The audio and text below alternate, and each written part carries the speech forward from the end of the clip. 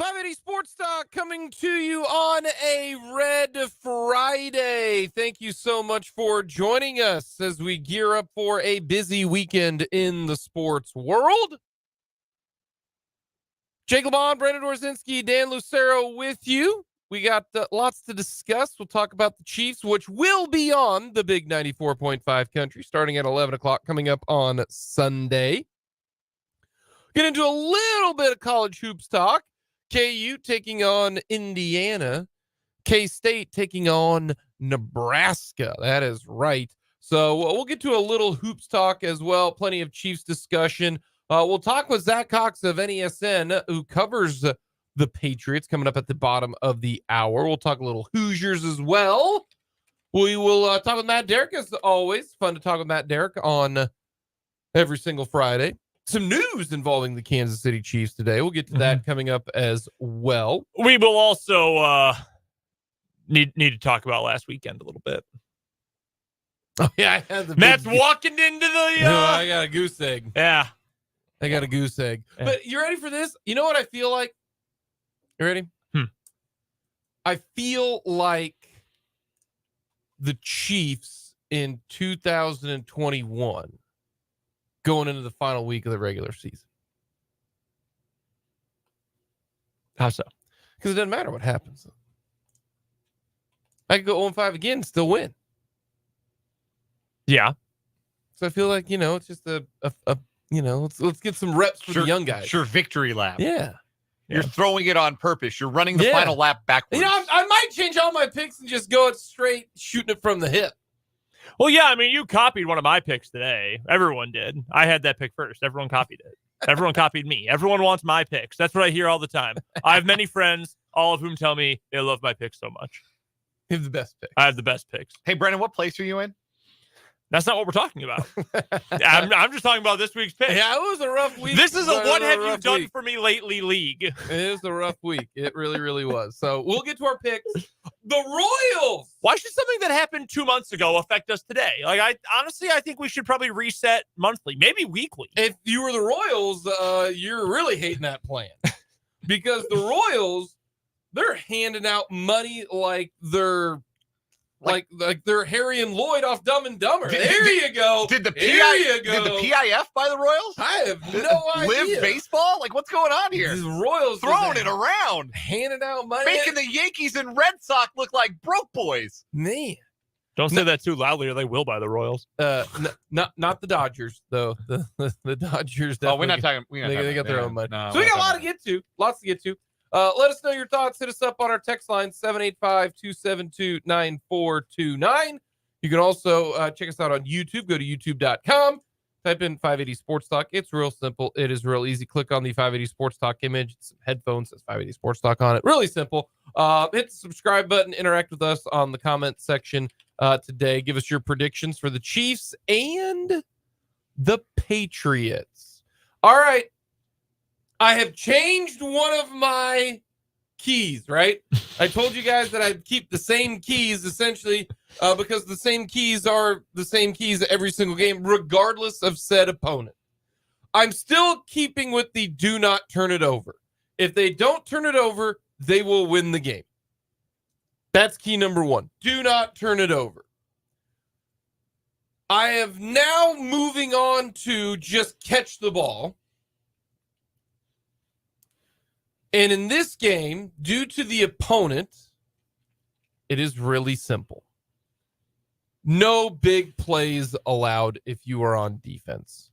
Don't give up a 55-yard pass to a guy who runs a 4.9 now in Juju Smith-Schuster. Hunter Henry, Zeke Elliott. You better not let Zeke go for a 50-yard run. Just don't give up the big play. Make the Patriots under Bailey Zappi, an old washed Zeke Elliott, and Devontae Parker go 75 yards. And that also kind of coincides with key number one. Don't turn it over. Therefore, you don't give the Patriots a 20-yard field. Make them go 75 yards. The odds are that a team led by Bailey Zappi is not going to go the length of the field multiple times. It's not going to happen. So don't give up the big play. Don't give up a big run. Don't give up big passes. Don't give up big defensive pass interference calls that are just arm punts. That's it. That is it. Those are the two keys. Don't turn it over on offense.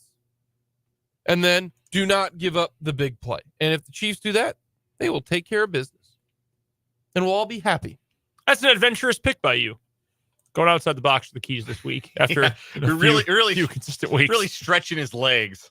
It's so simple. Sometimes, remember the KISS theory? Yeah. Keep it simple, stupid. No, I get you. In this situation, you guys are everybody out there, not me.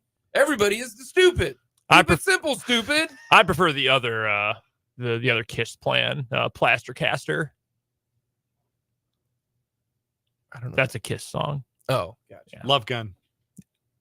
God, what a great song. Really good song. KISS really sucks. Like, they're not very good at anything. They're not good musicians. No, they're really not. But, like, I still think KISS kind of rules. They got a couple of heaters. They really do. Undeniable bangers in the KISS catalog. Detroit Rock City is incredible. Fantastic song. Really, really good. All-time great driving song. Yeah. Mm-hmm. Up there with Surrender, Call Me the Breeze, and Highway Star. That's my top four. My Mount Rushmore. Driving songs? Yeah. Bombs Over Baghdad. That's a good one. Was not expecting that. You know what I thought of earlier today? Speaking of music, I think it was today. Maybe it was last night.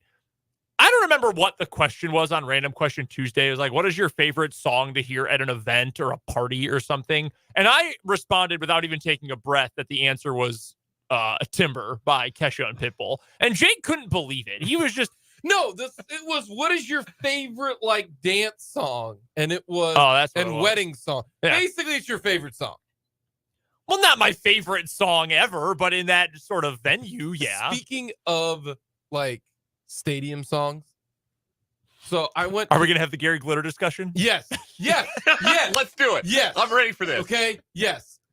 Old Dominion. They are awesome. My wife and I went and saw Old Dominion last Friday. They're so good. If you don't like Old Dominion, don't know if we can be friends. Love Old Dominion. They're very catchy. All their songs are great. But leading into their final song, they all of a sudden, it was and I'm like, oh my gosh, they're playing it. And Lindsay was like, what? I was like, it's the greatest stadium song of all time.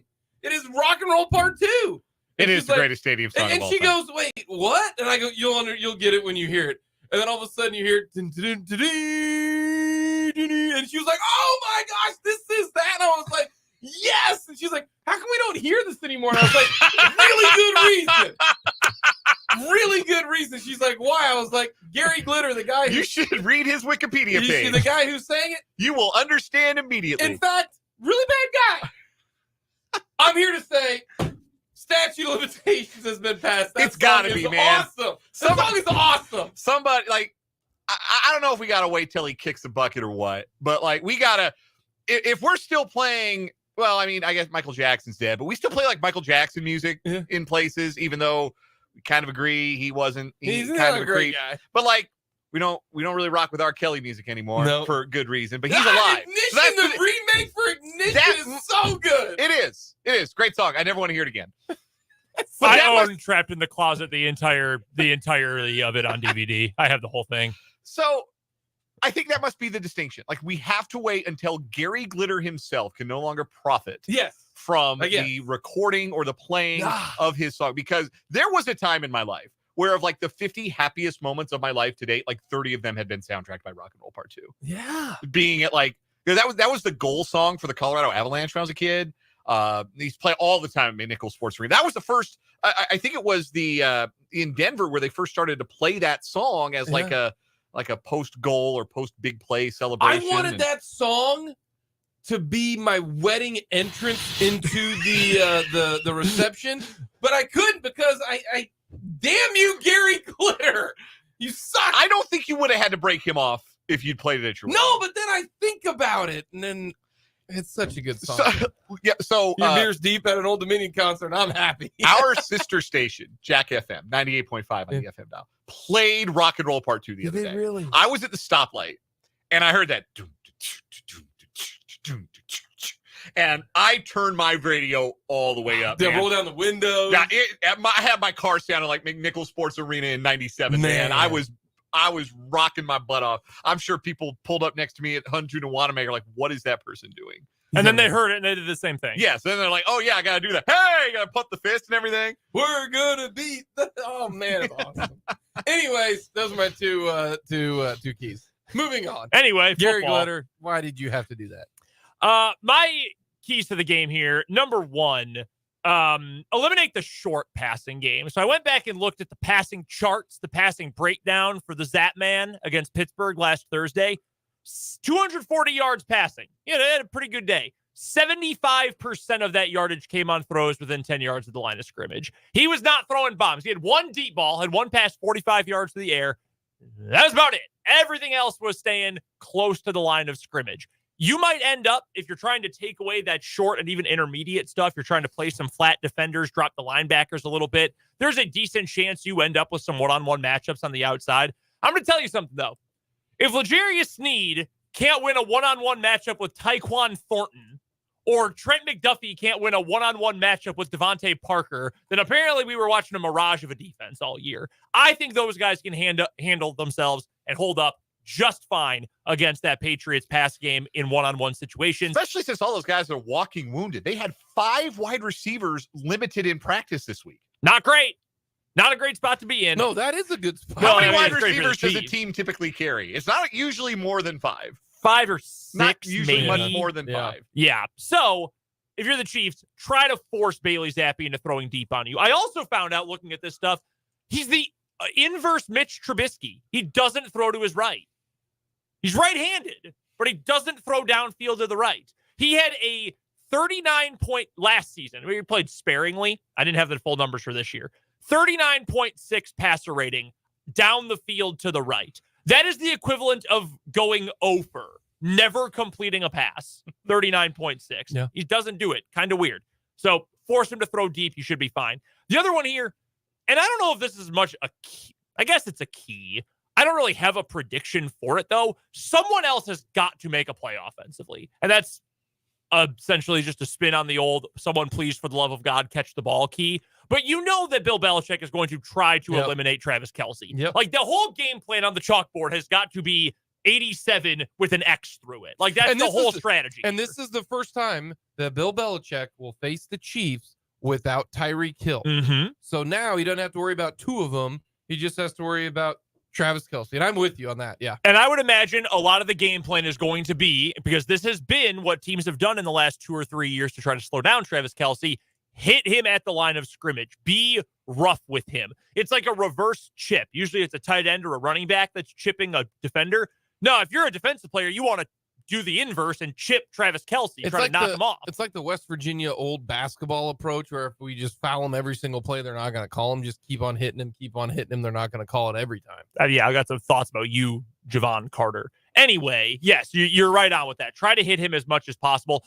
And without Isaiah Pacheco going, he's not going to be available for this game. Somebody else has to step up. We know Rashee Rice is a dude, but he's going to get probably the second most attention of anybody after Travis Kelce. So someone has to make a play. My best bet would probably be Justin Watson, because your other options are Kadarius Toney, Sky Moore, and Marquez Valdez-Scantling. So I'd probably lean with Justin Watson, but it's got to be someone from that group. Noah Gray, you want to make a play? Go do it. His over-under receiving yards is 9.5. Yeah, I bet it on 12.5 a couple weeks ago, and he didn't hit it. He had no catches on no targets. So I'm a little sour on the Noah Gray props right now. Yeah, but they're going to double team Travis Kelce, so there's going to be open guys. Now, I will say this. I had a great meeting with my endocrinologist yesterday, so the diabetic vibes are high. So maybe this is a chance for Noah Gray to really step up. Maybe his A1C also dropped. It's a sixth sense. It's like ESP, but specifically for people who will die if they don't take insulin. Your A1C dropped? Oh, yeah, it did. Is that good? Oh, yeah. Good for you. Thank you. That's what the lady's singing about in the Jardians commercial. Yes. Yeah. It is indeed. Do you need Jardiance? I do not. No, that's for the other diabetes. Okay. No. I just have the Dan, shots. what are your keys? All right. I'll make my first one kind of a call back to what Brendan was talking about regarding what the Patriots passing game is with Bailey Zappi. It's a lot of short stuff and here and there testing over the top. Like it's not a 3-level passing game, which is what they say. You know, you have the short, you have the intermediate, then you have the deep stuff. It's not really a 3-level passing game with Bailey Zappi. And the result of that is that Zappi actually performed really well against pressure in the first half against Pittsburgh last week. The Steelers thought, oh, we'll send an extra man. We're going to fluster this kid. We're going to make him make quick decisions.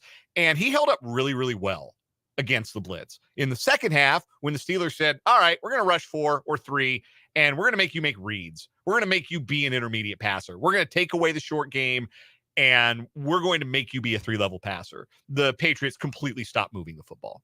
Just utterly stopped. So you're the Chiefs. I know we like to talk about Steve Spagnuolo, and he's the mad scientist, loves to draw stuff up. Nah, win with 4 up front because you should be able to. I think it's a good matchup. The Chiefs D-line, I think, matches up favorably against the Patriots offensive line. Win with 4 to get pressure. Make sure you've got somebody watching Zeke Elliott out of the backfield and make Bailey Zappi into somebody who has to stand in and make some reads because he will get happy feet. He will make mistakes, try and force balls where they don't belong, and he will make mistakes. So that's my first key is win with 4 up front because that enables you to really take away their passing game. Their running game doesn't have a lot of juice.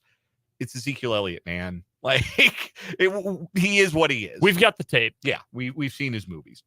Second key I have is how about you score early in a game for a change if you're the Chiefs offense? We have talked a lot this week about the Chiefs defense putting the team in early deficits. 14-0 against the Raiders, 14-3 against the Packers, 14-0 against the Bills. You know one way to avoid that? If the Chiefs offense goes and takes the ball 75 yards on their first drive and goes and puts up a 7, and then you're not buried. You're not playing from behind. You're not in that hole. Both sides of the ball need to get off the bus to start this game. There's no doubt about that. But I think it go a long way toward confidence if the offense can generate an early score, get 7, even if the defense gives up 7. If you get 7 and you're playing on level terms after that opening drive, I think that would be a big sigh of relief, I think, on the Chiefs sideline. Let's go predictions. I've got the Chiefs winning. I think this will be kind of a low 20s type of game. I don't think the Chiefs are going to score crazy. The over-under on the Chiefs is 22.5. I got the Chiefs winning 23, but I think they score kind of a touchdown late. 23-17. I got the Chiefs winning. Okay. That's a lot of points for this Patriots team. This Patriot team will probably get a turnover. I think they'll probably do something. The Chiefs defense has given up some points, so I will. I'm going to go 23-7. Like I said, I think it's a backdoor cover late. I do. I got 23-70. Scores 23-10.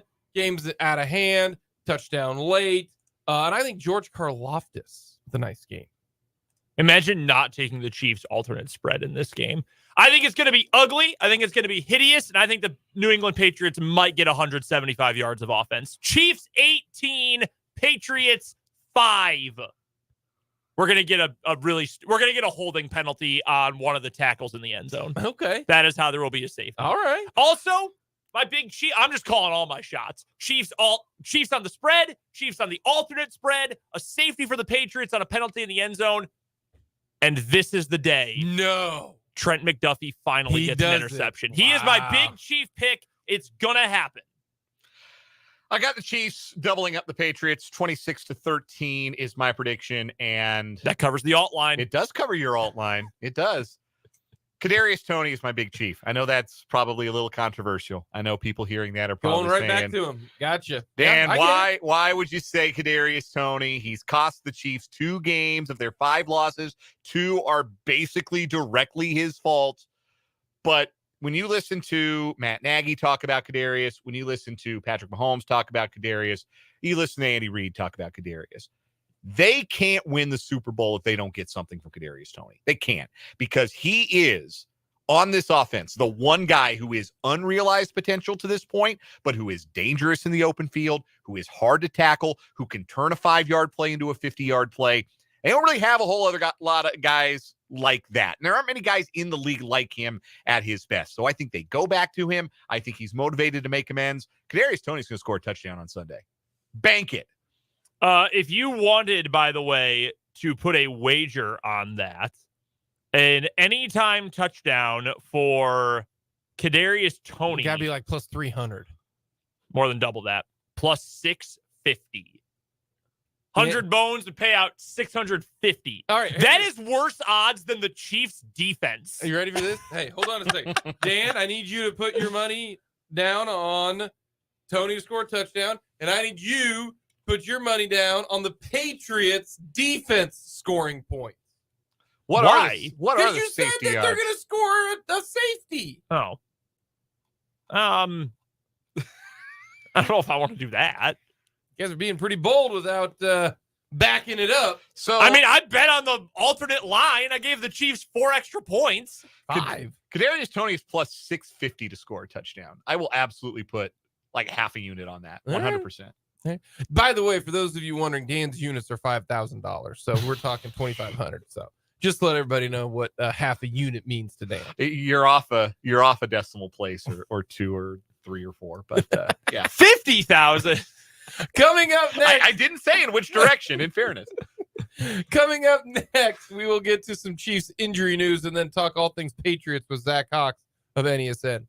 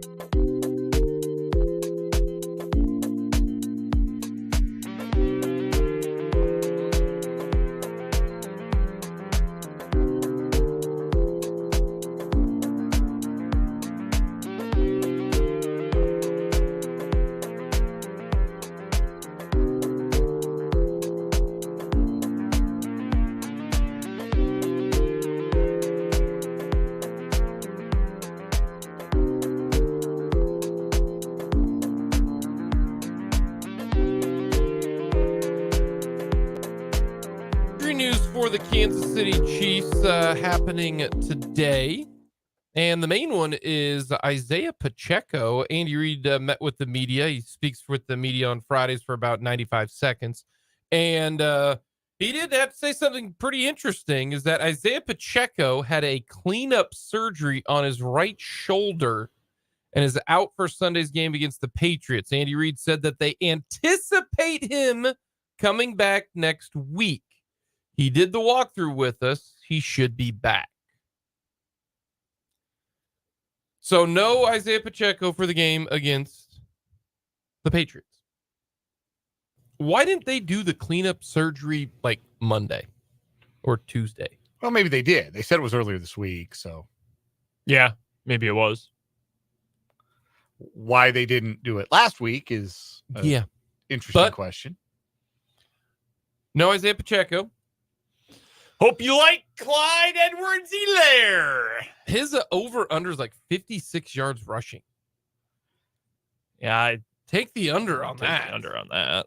There ain't no way that they're running the football with Clyde that much. Maybe total. For what it's worth, the Patriots have had a really good run defense. Very good run defense. According to expected points added, I believe they are the number 1 run defense in the NFL. Patrick Mahomes, 21 yards rushing. Over. That's interesting. I would probably go under there too. I think he's going to throw it a lot. The Patriots, for being the best in the NFL in terms of run EPA, they are actually below average against the pass. Something to keep an eye on. Yeah, don't trust Clyde Edwards-Helaire. Yeah, as much as we 50 yards rushing. As much as we talked about, man, Clyde Edwards-Helaire looks like he got a little more burst this year. He's at 3.5 yards. Yeah. I think he'll be out of the NFL in 2 years. I wouldn't be surprised if someone signed him to a 1-year deal in the offseason. No, I hope my favorite team doesn't, but he'll be next year. But I don't know about 2 years from now. I just don't really know what he adds at this point in his career.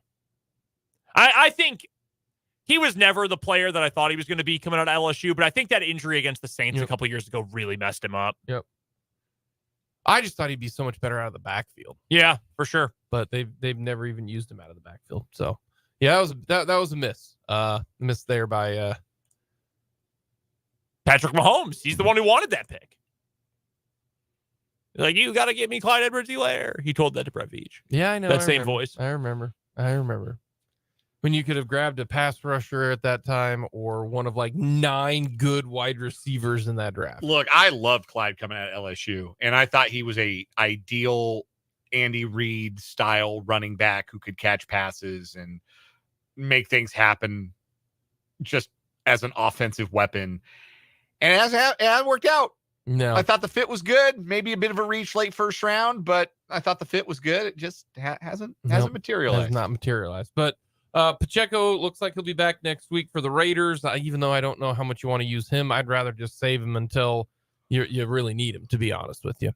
Coming up next, we'll talk all things Patriots with Zach Cox here on 580 Sports.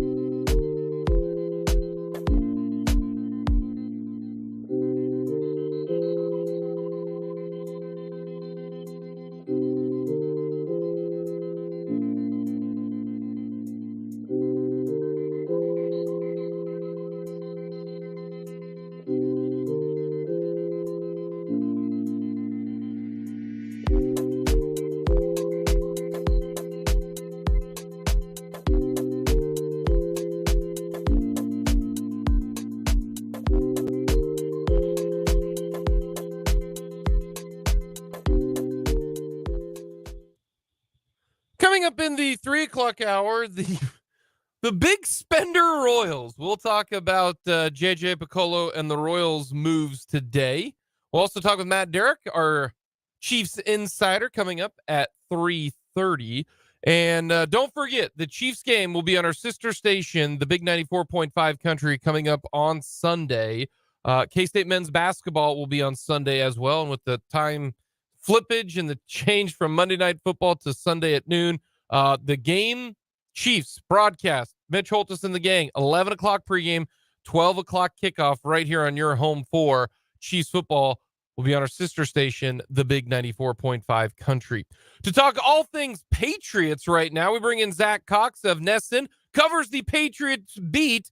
Zach, lots going on right now. What is it like to cover the Patriots beat with Bill Belichick and Robert Kraft being in the news?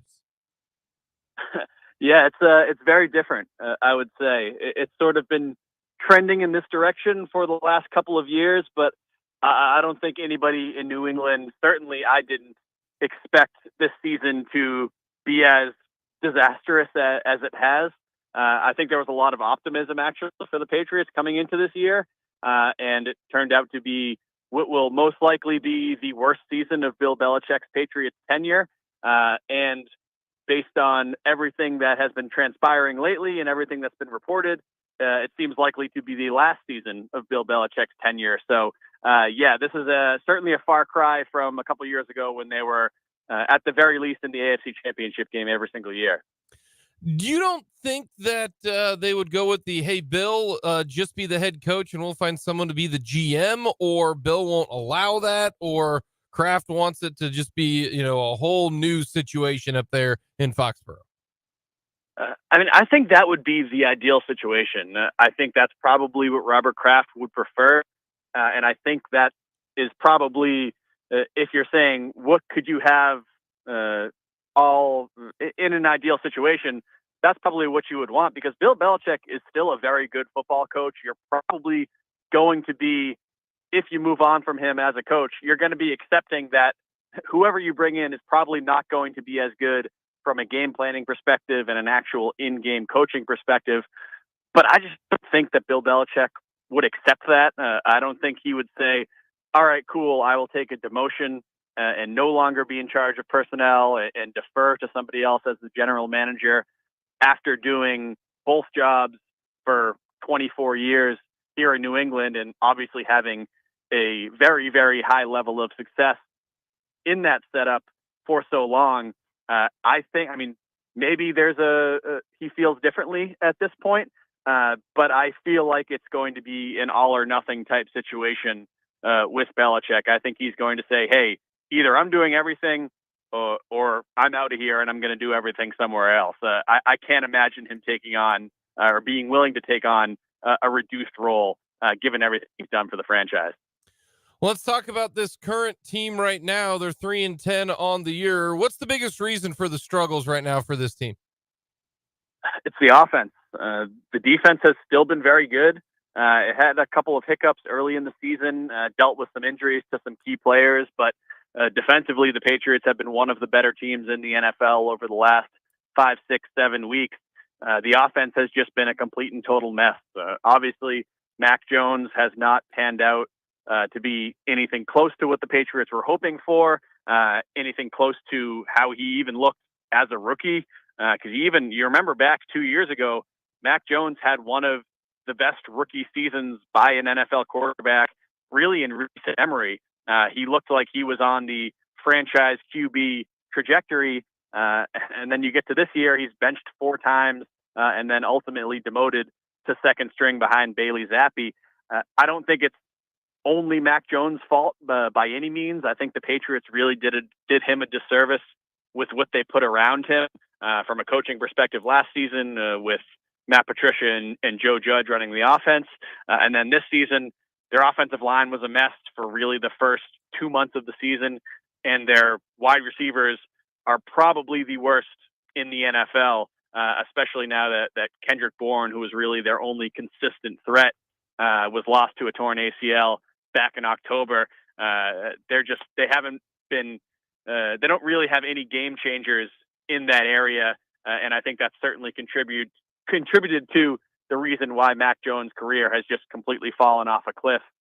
He's not blameless in that. He's certainly made a lot of mistakes himself, and he just seems completely broken kind of mentally at this point. But yeah, that's the biggest reason for why the Patriots are where they are. If they were even an average team offensively, they'd probably be right in the playoff mix at this point. Alrighty, so let's go with the strength, and that's the defense. What makes this defense so good? What's the strength of the defense, and why do they stop so many good teams? Well, for one, they are very good at stopping the run. Statistically, this is one of the best run defenses that we've seen in the last decade. The last time a team has allowed as few yards per carry as this current Patriots team was way back in 2014. So they've been very good at taking away other teams in that area, and they just have a lot of, really, as they always have, they have a lot of smart, versatile, tough type of players. I think Jabril Peppers emerging as really one of the better safeties in the NFL has really helped them in that regard. Kyle Duggar, their other safety, has been very good as well. You see kind of under the radar, unknown type of players like Anthony Jennings, Mac Wilson. They've been really stepping up this year. Christian Barmore, their second round pick from a couple of years ago. He's really fulfilling the promise that he showed back in his rookie year. And the fact that they're doing it all without Matthew Judon and without Christian Gonzalez, the cornerback they drafted in the first round back in the spring. Both of them suffered season-ending injuries way back in week 4. It's been a pretty impressive showing defensively for the Patriots, and I expect them to give Patrick Mahomes and this Chiefs offense a tough challenge this weekend, because even if you look back at their last couple of matchups, Mahomes has had a difficult time solving whatever Bill Belichick and Steve Belichick and Gerard Mayo have cooked up for him. Our guest joining us on the Fleming Place Wine and Spirits hotline is Zach Cox. He covers the New England Patriots at Nesson and Nesson.com. You can find Zach on Twitter at Zach Cox Nesson. That's Zach with a K. He joins us here on 580 Sports Talk. Patriots are coming off a rare victory last Thursday night, beat the Steelers 21-18. And the offense, at least early in the game, appeared to find a little bit of life with Bailey Zappi at quarterback. What were the reasons the offense did have more success in that game against the Steelers? And are those reasons perhaps to have hope for some long-term success to close this season out? Or was it maybe more feeling like a one-off the way they performed? I think it's too early to say whether Bailey Zappi is somebody that can factor into the Patriots' future quarterback plans, even as a backup, because leading into this game, he was pretty bad in his first 5 appearances this season. Certainly the 4 times that he replaced Mac Jones during games earlier this year, he was a downgrade from Jones. He was completing less than 50% of his passes. He had a couple of bad interceptions. He just really wasn't giving the Patriots what they needed from the position. Going back all the way to training camp, this is a guy who was cut during final roster cuts and didn't even make the Patriots' initial 53-man roster. But this was a very good game from him, at least a very good half. He was the first Patriots quarterback to throw 3 touchdowns in a first half since Tom Brady way back in 2018. The aggressiveness and confidence that he played with was something that's been lacking from this offense really since early in the year. Mac Jones had just looked rattled. He'd looked shaken. He was making these same kind of panic plays over and over and over again. You didn't really see that from Bailey Zappi in this game. And I think this game, at the very least, solidified the fact that Bailey Zappi will be the Patriots quarterback for the rest of this season, barring any sort of catastrophe in these next couple of weeks. But the fact that it was a relatively small sample size, Patriots offense didn't really do anything in the second half. I think it's too early to say whether he can be anything for them going forward, but it at least gave them a little bit of long-term or short-term rather stability at that position. Especially since it came in a game where the Patriots didn't have Ramondre Stevenson, their best running back, didn't have Demario Douglas, Devontae Parker, Kayshon Boutte, 3 of their top wide receivers, and even shorthanded like that, Bailey Zappi was still able to put up at least an impressive half, and the Patriots were able to hold on at halftime. Patriots did just release their injury report, and they're not going to have Ramondre Stevenson this week either. He's the only Patriot that has been ruled out. So that leaves Ezekiel Elliott as the primary running back, and he's been more famous than good for a couple of years now. I think most people would probably acknowledge that, but he was productive, particularly in the passing game in that win over Pittsburgh. What kind of threat does Elliott offer as a runner, as a receiver, and what is his presence going to look like on Sunday against the Chiefs defense? Well, I know he's certainly relishing this opportunity. When he came to the Patriots, he signed halfway through training camp, late in the game. He was a free agent for 3 or 4 months. He came here knowing that he was going to be the number 2 behind Stevenson, who was a very talented young running back. And he said a couple of times that he's never felt this fresh this late in the season because he's never had this few of carries and this few of touches because obviously the bulk of those were going to Stevenson. And then the fact that the first game where he got to prepare and come in as the clear number 1 running back ends up being his best game of the season. He had 140 yards from scrimmage. As a rusher, was not an amazing game, but he definitely got a lot done in the passing game. I believe it was 7 catches for 72 yards and a touchdown. It was the first time he'd had that many yards from scrimmage in several years. And this is an opportunity for him. This is the guy who signed on a 1-year contract. He's going to hit free agency again this spring. And if he can prove over these last 5 weeks that, hey, there's still a little bit of that old Ezekiel Elliott from his Cowboys heyday, it's certainly going to help his personal value when he's going out and looking for his next contract this spring. So I know the Patriots are getting a very motivated running back at the very least over these last 4 games. If the Patriots pull out the win on Sunday afternoon, what does that look like to you? What kind of game do you think it ends up being? What kind of things do the Patriots have to do on either side of the ball? What does a Patriots win look like? Probably similar to the Patriots win over the Steelers last week. Pretty low score. I can't see this Patriots team going out and winning some of the games that these teams played 4 or 5 years ago, a 43-40 type game. I think it would be a 21-17 type of deal where, as I mentioned before, they've defended Patrick Mahomes well in their last 2 meetings. Bill Belichick is always very good when he's facing a team that has one clear and obvious offensive weapon. Obviously, that's the case in Kansas City with Travis Kelce. The Chiefs receivers have really been underwhelming this season, as I'm sure you guys know. I think he's going to really throw the kitchen sink at trying to limit Travis Kelce and making everybody else on that offense beat him. And based on what they've done in the last couple of meetings, I'm reasonably confident that they're not going to give up 35, 40 points in this game. And then the question is going to be whether you can get the Bailey Zappi that you got in the first half last week against Pittsburgh. And if you do, I think this can be a competitive game. I know the Chiefs are something like 8-point favorites, I think. I like the Patriots to cover in this game. I like them to make it a competitive game, especially because they are going to have Demario Douglas, their top receiver, back from a concussion, it seems. This week, he cleared concussion protocol the other day. So they'll be a little bit more well-equipped on offense. I don't know. I'm expecting a game that is closer than a lot of people think. I would still pick the Chiefs if I was picking this game. But I think they're going to keep it close and they're going to keep it competitive at the very least.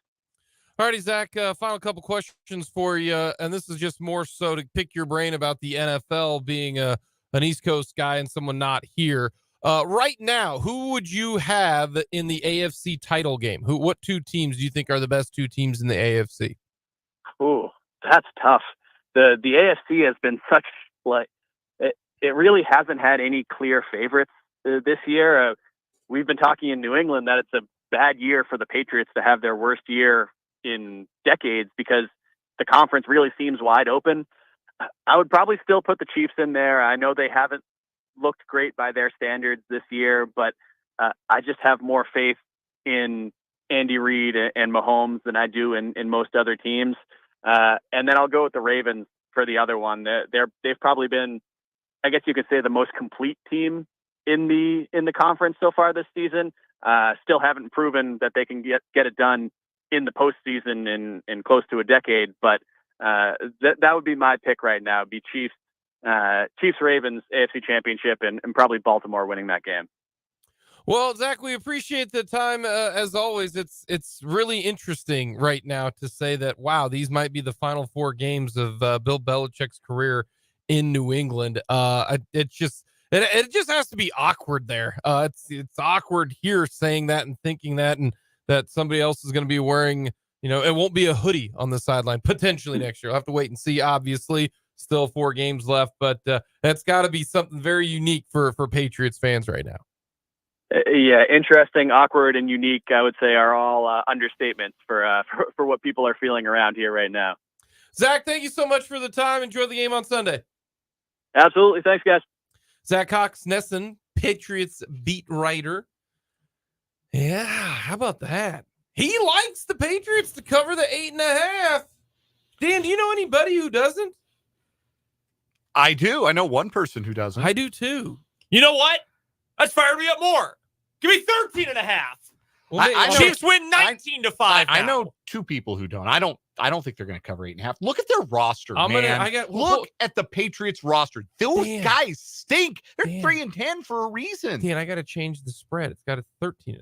No, I'll keep it at 12.5. But I'm emphasizing my. Well, I didn't know. No, I'm going to keep it at 12.5. Their leader in sacks has 4.5. They have 7 interceptions as a team this year. Do the Chiefs have more than 7? Their leading receiver, their best receiver, Demario Douglas, 410 receiving yards on 36 catches. That's their best guy. They're down to 1 running back. You asked, do the Chiefs have 7 interceptions? Yeah. They have exactly 7. Same as New England. So, there you go. Low scoring game. Total takeaways. The Chiefs have more. The Chiefs have 3 more takeaways than the Patriots, and the Chiefs are not good at taking the ball away. No. Yeah, a lot of this. The Patriots defense. They've been one of the best in the league in the last month. Man, they played Gardner Minshew, Tommy DeVito, a broken Chargers team, and Mitchell Trubisky. The one thing that does suck for they stink in general, but what does suck is the fact that they lost both Matthew Judon and Christian Gonzalez early in the year. They still probably would be miserable, but maybe it's like 4-9 because Judon really play, yeah, and I think player. Christian Gonzalez is going to be a stud. Coming up next, we're going to talk about the big spenders, not the Dodgers, the Royals. We'll get to the Royals coming up next.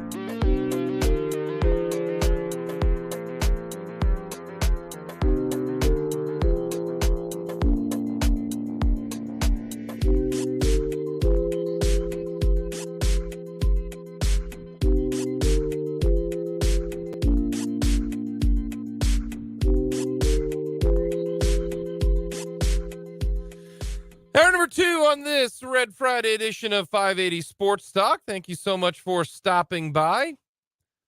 Jake Levon, Brennan Dworzinski, Dan Lucero with you. We've got lots to get to in this hour. Matt Derrick will stop by. We've got On Second Thought.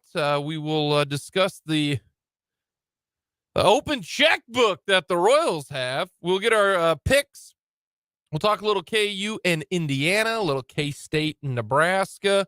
All of that coming up, leading into our Lewis Toyota High School Game of the Week from the Birdcage.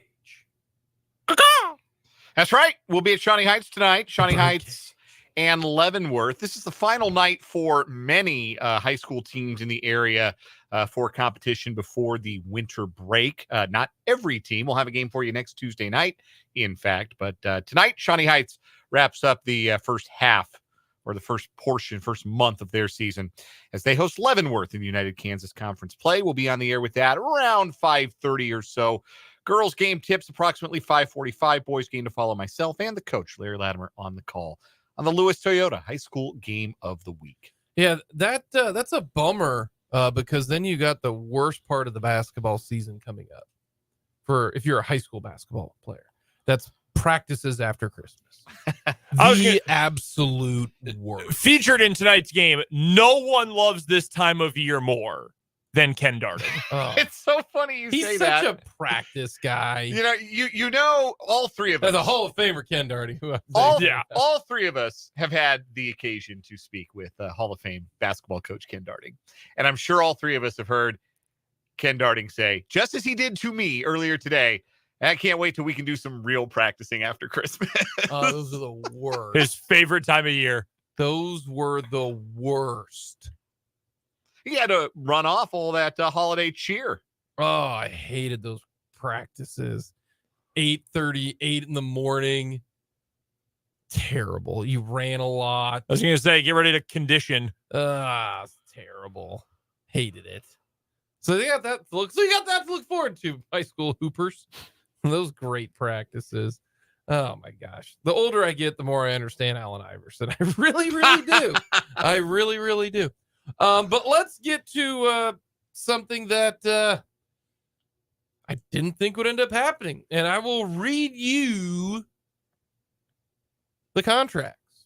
We know that the Kansas City Royals have signed Seth Lugo, but now they've added another starting pitcher. The Royals are in agreement with starter Michael Wacha on a 2-year, $32 million contract. He gets an opt-out after the first year. That's another starting pitcher who's better than anyone that they got. They've also agreed to a 1-year deal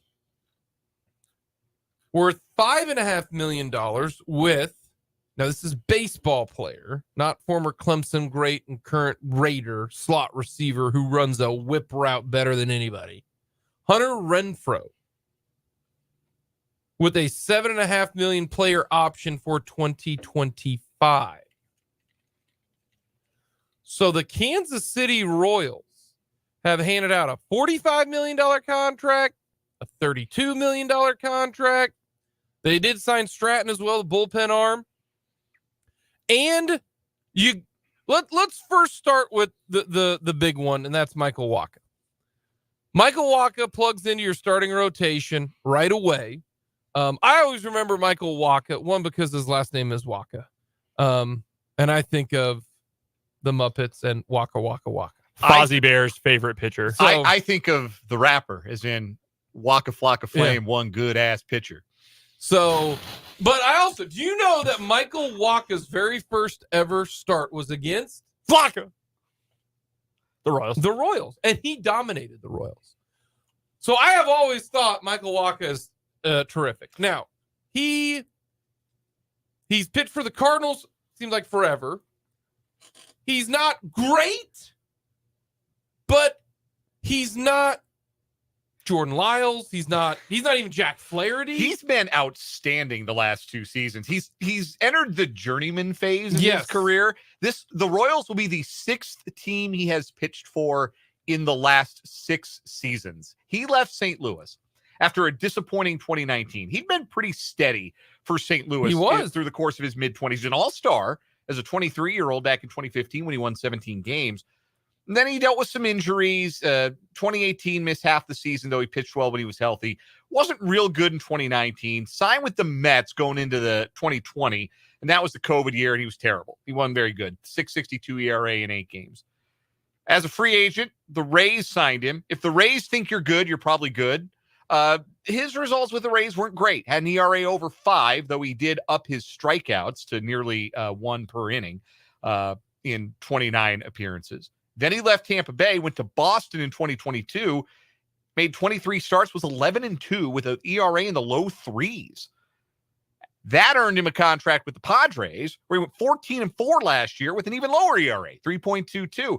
Now, the thing about Wacha is he hasn't been a bulk innings guy. He hasn't made, there's been some injured list time. He has made in the last 4 full seasons of baseball, so not counting 2020, 24 starts, 23 starts, 23 starts, and 24 starts. So, if you do a 5-man rotation, you're looking for 32 starts per pitcher.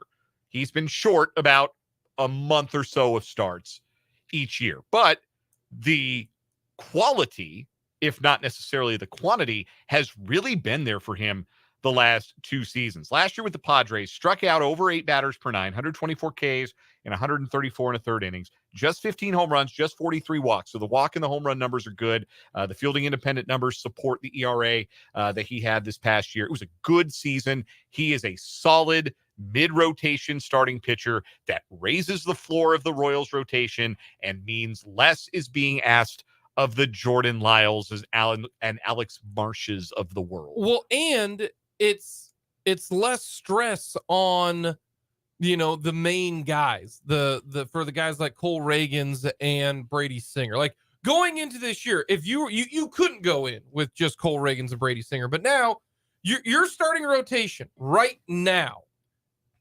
is in any order except for the probably I'll put it probably is Cole Reagans, Michael Wacha, or flip them, Michael Wacha, Cole Reagans, Seth Lugo, Brady Singer, and then it's Daniel Lynch. It is Daniel Lynch because that is what your hope is. Your hope is Daniel Lynch is that guy. It's Lynch and it's Lyles and Marsh, but you're counting on them for fewer innings. Yes. That's the biggest thing. Well, and I also think if Lyles is your 5th guy, right, or your 6th guy, perfect. You'd like to me the hope. I don't expect any starting pitcher to give me 35 starts a year. The goal for me is that can you get 28 and above? If you can get 28, you can get 25. You have to look at it almost in terms of innings. And just get me what you can. But that right there of Reagans, Lugo, Singer, Wacha, and Lynch, and then you add in, the Zerpas and the Marshes and the Lyles and all of that. Mazzucato, maybe. Who's the other Italian guy they brought up? Veneziano. I don't think that's what it is. Madon. Veneziano. Yeah. Anthony Veneziano. Yeah. Either way, however, who gets brought up, but that's a legit road, and it doesn't put so much pressure on every one of the pitchers. Cole Reagans is a 3. Like if you want to go 1, 2, 3, 4, 5. No, Reagans pitched like a 1. Well, until he does it, consistently. You want to compromise and do a 2? Sure. Is he a 2? Okay. Reagans is a 2. To me, how nice. Wacha is a 2 or a 3. Yeah. He really is. Now, these are all mid-rotation guys. Singer is a 3. Lugo is between probably a 2 and a 3. Okay. Lynch is a 5.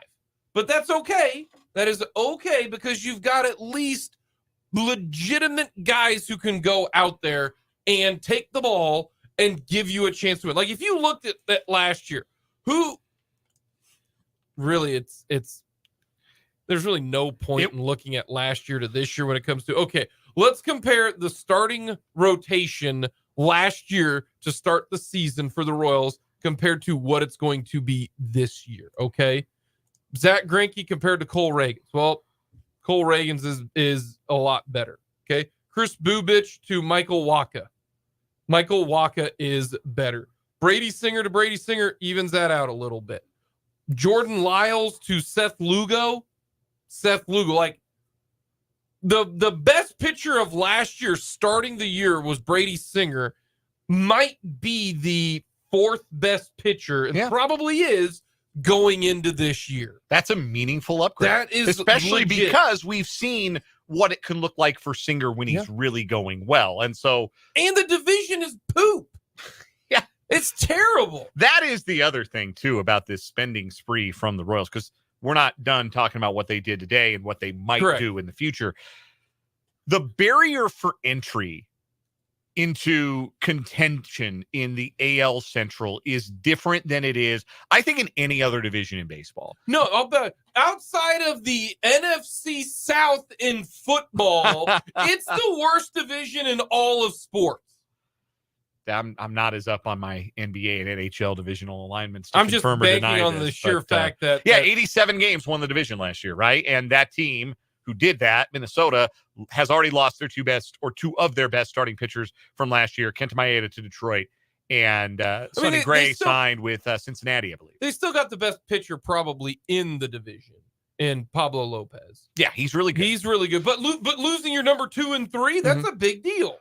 Yeah, it is. And the Royals have meaningfully upgraded their roster to a point. Now, look, they won 56 games last year. Like, they were wretched. They have a long way to go. Like, if they think that the roster right now, as it's constructed, is going to win them 90 games, it's not. But it's the kind of roster where we talk about ceiling raisers and floor raisers. They've got some serious floor raisers on this team. And the floor last year was so low. Do you know how many pitchers for the Royals finished the season with the team last year and pitched over 50 innings with an ERA better than 4.5?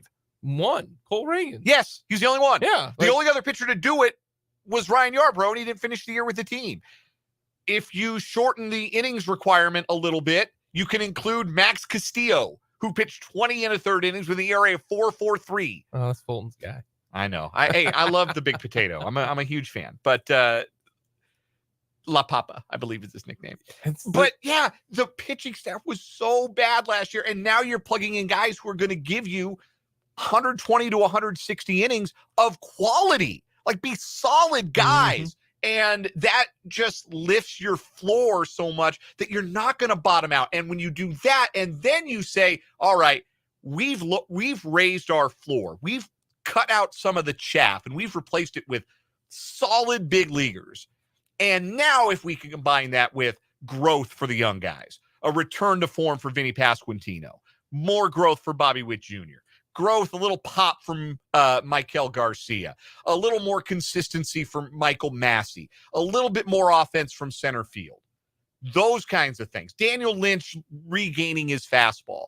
You can say those things now are the difference between being kind of an okay team to actually being a contender in the AL Central, instead of saying we need those things to happen or we're going to lose 100 again.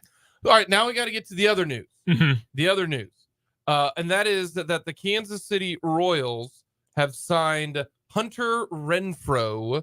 And as I said, this is not former Clemson slot receiver Hunter Renfroe. No, this is Hunter Renfroe. Here's what his projected, according to Baseball Reference, what he is going to do this upcoming year.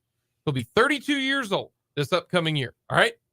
He is going to hit 27 doubles, 1 triple, 24 home runs. Okay. So right then and there, you're looking at, mid 50s extra base hits. Okay. But 24 home runs. Okay. He's going to walk 42 times, going to strike out 120. He's going to hit 250. His on base is 310. He's going to have an OPS of 771 in right field. That is what he's going to play in right field. And he's going to play a serviceable right field. Okay. Range isn't great, but the arm makes up for it. He's had one of the best throwing arms in baseball. Serviceable right fielder. Okay. He's your right fielder. Like, that's your right fielder. So for me, we're going to start putting this 26 man roster together. We know the infield is set. Salvador Perez ain't going anywhere right now. If they were going to move Salvador Perez, it was already happened. I don't think they're moving Salvador Perez. So Perez is going to catch and DH, do that 50-50 split. Then you've got Garcia, Bobby Witt, Michael Massey, Vinny Pasquantino. That's your infield. We know that. Renfroe's in right field. So now you've got two positions in center and in left, and then the DH that you got to figure out. I would like to think that they are going to give Velasquez a legitimate puncher's chance to win this job simply for the sheer fact of the power that he showed last year at the end of the year was impressive. Slugged 580. I mean, I think that's if you're slugging a radio station, you're doing pretty good. Yes. His last year he played in 53 games. Of course, got him from the Cubbies. Appreciate that, Brendan. Totaled 17 home runs, but in 40 games, he had 14 home runs. Now, he's not going to hit for average, but he'll hit for some power. I think you got to give him an opportunity to win the job unless something else comes about. Yeah, I'm starting him in left field. Okay. Or DH. He is an everyday. Okay. You have to start him every day. So that leaves us then two spots. Who's your DH and who's your center fielder? That is what you have to figure out. And right now on the roster, center fielder is either Drew Waters or Kyle Isbell. One of those two guys. Do we have to? Yes, we have to again. It's the same situation, same song and dance as last year. If you're going to sacrifice offense at any position on the diamond, I think at Kauffman Stadium you can say, yeah, we'll sacrifice offense a little bit to get a glove like Isbell's in center field. I guess you can live with that if he's going to hit 8th and 9th all year. And then your DH. Is your DH going to be Nick Prado? Is your DH going to be MJ Melendez? What are you going to do? Edward Olivares for was your DH? A better hitter than either of those guys last year. And your backup catcher is Freddie Fermin. Like that's or be your catcher. Are you looking, or maybe you're looking at Perez more often, your DH, and Fermin plays a lot more behind the plate. And that might be it. But what you're getting at is there's a bit of a glut now, right? There's a bit of a roster crunch, and quite literally, the Royals have a full 40-man roster. They traded Taylor Clark and they signed Seth Lugo yesterday. The Chris Stratton deal is not done. The Renfroe deal is not done. The Waka deal is not done. That's 3 spots they got to clear on the 40-man roster. So they're not done making moves. And I would imagine there are going to be some moves maybe to clear some space that might involve some of the names that we have brought up here. And the most direct way that you can really lock down your starting 5 and make sure you don't have any question marks, like can Jordan Lyles not trip all over himself every 5 days? Or can Daniel Lynch regain his fastball? Or can Alec Marsh keep the ball in the ballpark? You want to go get somebody a little bit more proven. You want to get somebody with a little bit more promise. You want to go into next year with the best starting rotation in the American League Central. That's doable, but you're going to have to go get that guy via trade. And I really believe that either Olivares or Melendez will be traded for a starting pitcher. Either one of the 3 is gone. Prado, MJ Melendez, or Edward Olivares. They are going to get rid of one of those 3 guys because they got to have, first of all, you got to have somebody to play the infield as a backup, okay? Like, whoever's going to be the backup, is that going to be Nate Eaton? I have no idea. But you got to have a backup infielder. Well, Eaton's gone. Is he on the 40? I thought Nick Eaton did they or boot Nate him? Eaton had been DFA'd? relieved of his duties. Well, it's probably Nick Lofton, if I had to guess. Lofton could be a guy who moves. So, but Olivares, Prado, and MJ, they all play the same damn position. So, yeah, one of them, if not 2 of them, might be gone. Man, that's a... If you're going to keep one of them, who are you keeping? I feel like the answer for me is begrudgingly Olivares. See, I'm still holding some MJ Melendez stock. I think that he, as an offensive player, is closer to what he was in the second half of last year to what he was in the first half of last year, when all he was doing was killing swarms of gnats and not actually making any contact when he swung the bat. I think there is promise. I think there is athleticism. I think there is real potential in his bat. And that's why I think he's most likely to bring you back a good starting pitcher with 4 years of team control like somebody from Seattle. We talked about this with David Lesky earlier this week. Seattle's looking to move a pitcher for a bat. They got a bunch of young guys, and they don't have enough room for all of them. You're probably not getting Logan Gilbert. You might not be able to get a Bryce Miller. Could you go get an Emerson Hancock or a Brian Wu? I think you could. And I think that makes a lot of sense for both sides. A Melendez trade, because Melendez really doesn't have a position, unless you think he can catch, which the Royals, if they did, he would have been catching last year. Yeah, I'm good on that. I don't need to see that again. I think that's the move that the Royals can make, because the Mariners are dying for some pop. They're dying for some offense, and they've got a glut of pitchers. The Marlins are in a spot where they've got some pitchers that they might be interested in moving for the right pieces. I think if you're the Royals, go all in on solidifying that starting five, because you could go into next year and say, we've got the best starting pitching rotation in the American League Central. You could say that. And that goes a long way toward making people think you might win the damn thing, which goes a long way toward making people buy some tickets and get invested and excited about your baseball team for the first time in over half a decade. The last 72 games for MJ Melendez, okay, so 72 games, he had 16 doubles, 3 triples, 10 home runs. So 30 extra base hits in 72 games, okay? His batting average is 260, on base 340, because he does walk. On base of 340 over 72 games. And his slug was 465. So he was an above average hitter. His OPS last year was 805. Anything in the 800s is really good. From July 2nd to October 1st, MJ Melendez was an above average hitter. A well above average hitter in the second half last year. He was terrific. Yeah. So 30 extra base hits, and you get on base at a 340 clip over 72 games, that will work. But ready? As great as all of this is, and the Royals are doing exactly what I wanted them to do. Go out and open up the checkbook and spend money. Spend some money. They have improved greatly. It doesn't matter if they come out and go 7-20 in the month of April. That's true. I do not. This is all great. This is all fantastic. This is like, hey, we got this.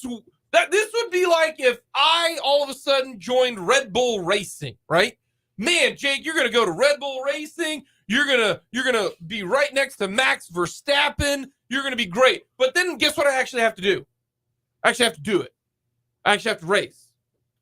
Can you do it? Like, I'm telling you guys, they broke me last year. They broke me as much as, and as exciting as they are right now, putting together a much better, this is the best baseball team that they've had since 2017.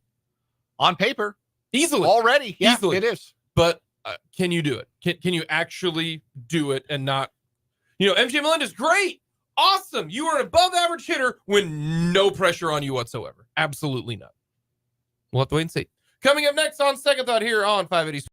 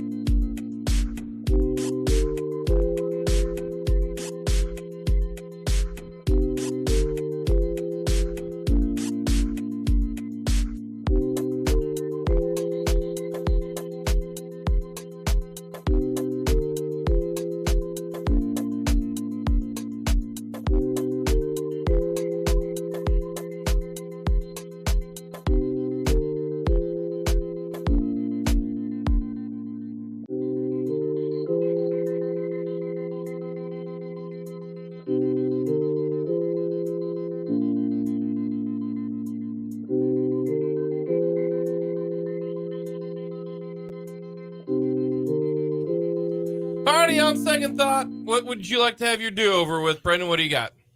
I would have preferred to not have chosen Navy last week in the Army-Navy game. That didn't go so well. That was one of those they're trying to get me to bet Navy games, and I did, and I lost because, well, that's just sort of how it works. Some of us were on the right side of that game. I guess only one of us. No, not important who, but it was me. My on second thought was, I was right. Dan, do you have it on second thought? I do. I said behind this very microphone yesterday that my preferred bet of choice for last night's Thursday night football game was the under 35.5. And then the Raiders scored 42 points by halftime.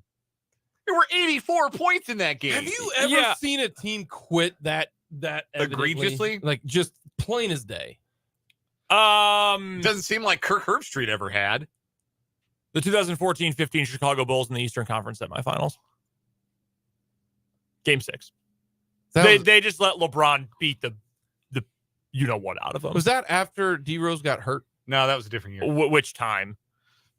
Oh, that's true. Sorry for bringing that up, Brandon. No, it's fine. D-Rose. No, that was It was MVP, Derrick. If I can borrow a term from Bill Simmons, that was a quit-tastrophe by the Chargers last night. Truly appalling. And hey, got their coach fired and their general manager fired. Yeah, dude, you ain't gonna hire a fourth coach. You'd be so mad you get like the guy who chose you to play on the team fired in season. We don't see a lot of in-season GM firings. No, but Tom Telesco always got a bunch of credit for like, look at this roster that the Chargers have. What roster? They had like three good dudes. Seriously, look at their healthy roster. How many top 10 guys at their position do they have?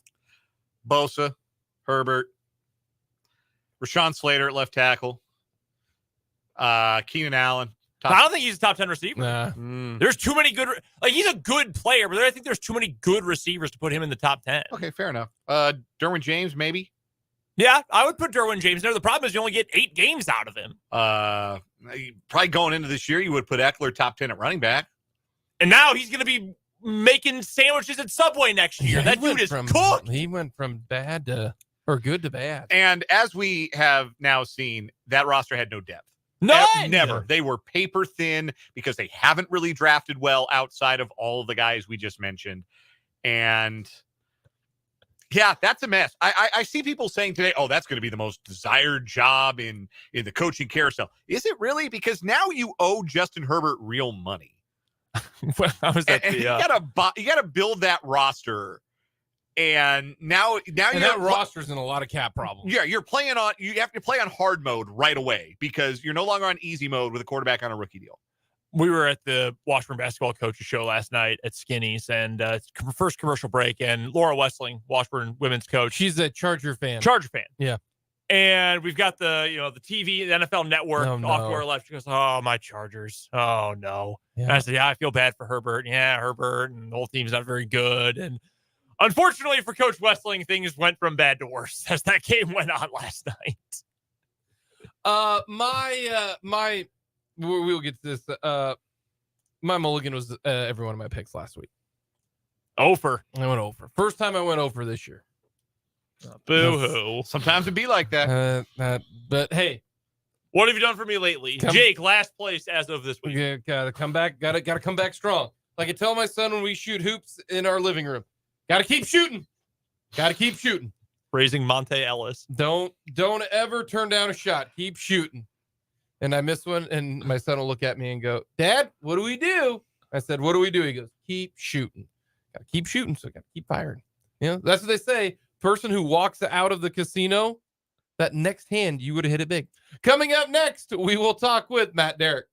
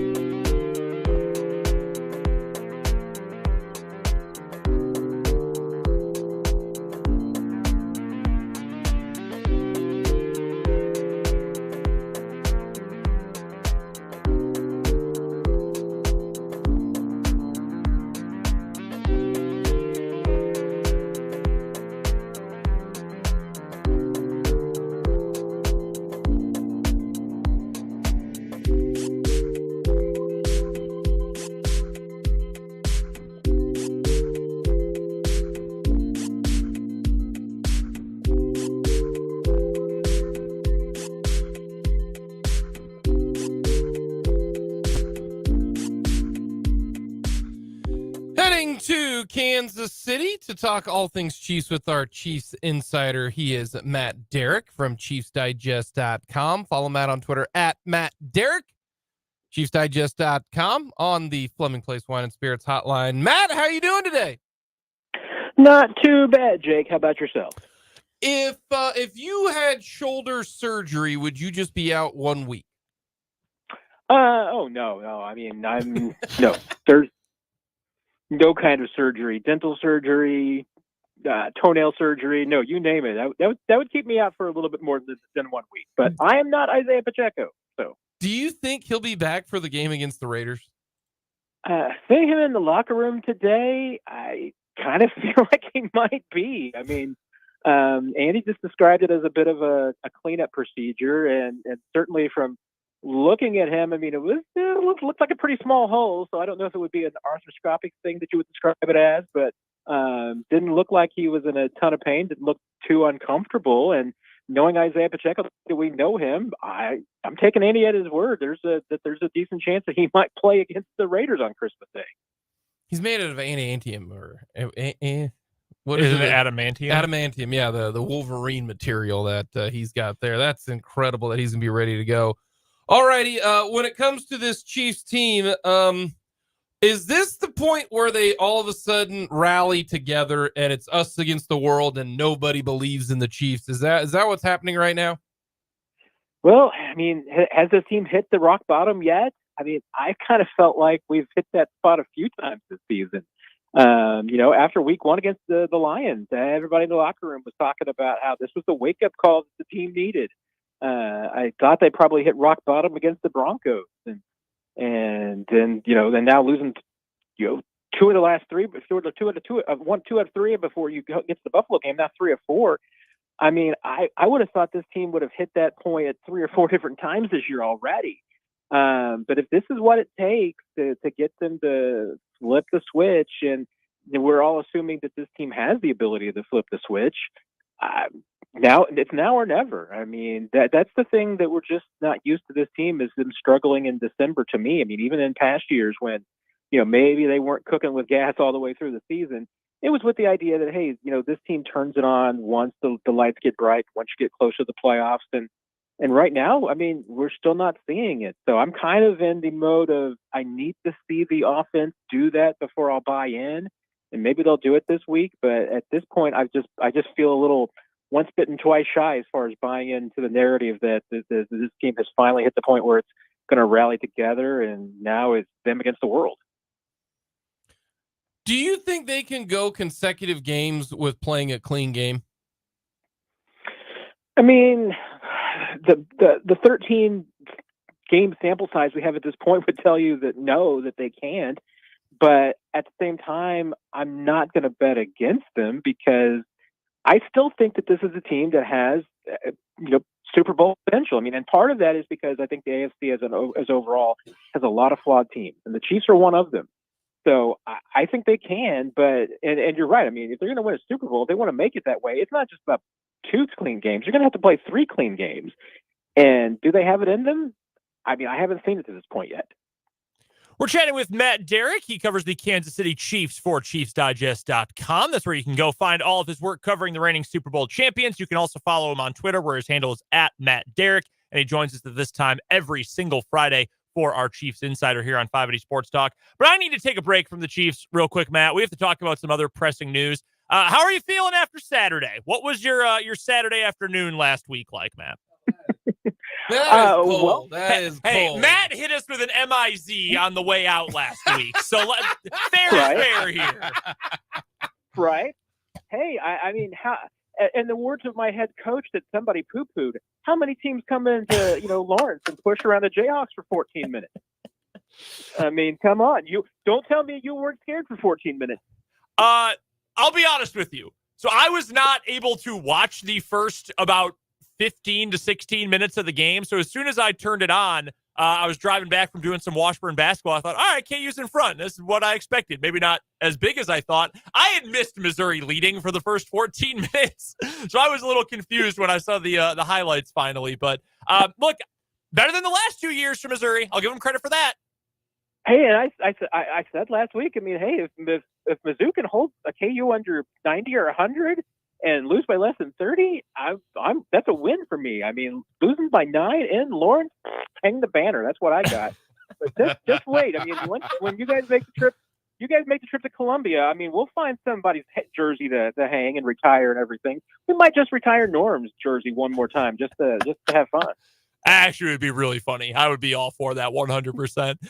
Matt, as for the football itself, I threw out one of our keys to the game earlier that someone who's in the maligned group of receivers and playmakers this year is going to have to do something in this game, because my expectation is that Bill Belichick is going to do everything he can in his game plan to limit Travis Kelce's touches. You don't have Isaiah Pacheco in this game. And then the other guy, Rashee Rice, I mean, he's proven that he is a legitimate guy, but he's probably getting the second most attention of anyone. So from the group of Sky Moore, MVS, Justin Watson, Kadarius Toney, throw Noah Gray in there, throw Clyde in there if you want.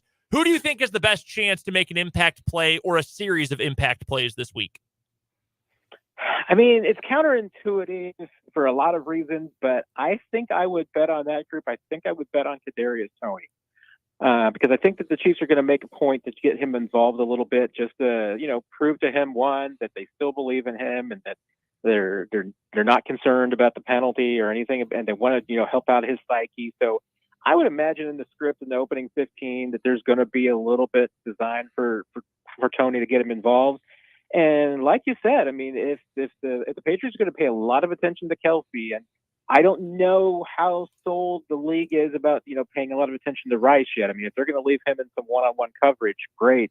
Maybe that's the guy that you target. But I think Toney's speed can absolutely be a weapon, and they've obviously have been very comfortable with lining him up in a lot of different positions. I love Toney in the backfield and some of those old Tyreek Hill runs that the Chiefs ran back in the day. I think that they've got some more of those in them. So I wouldn't be surprised if Toney gets a half dozen opportunities between the run and the pass game to make a difference. And if he's focused this week and ready to do that, I think he might be the guy. Can you trust him to give him a bigger role that he's going to end up staying on the field? I mean, that's the tricky thing, because I think that just because of what he's prepared to do, and so much of that is because of just the time that he lost during training camp with the opportunity to pick up so much more of the offense and get involved, and then the nagging injuries throughout the season. I mean, I think that the Chiefs are just accepting the fact that they're only going to have Toney out there for maybe 20-odd snaps a game tops. He's not a guy that they're going to put out there for 40 snaps. So I think they're going to design their game plans accordingly, which just means that, hey, when Toney is out there, there's a pretty good chance either he's getting the ball or he's going to be a decoy, that he's out there just primarily to get the defense's attention.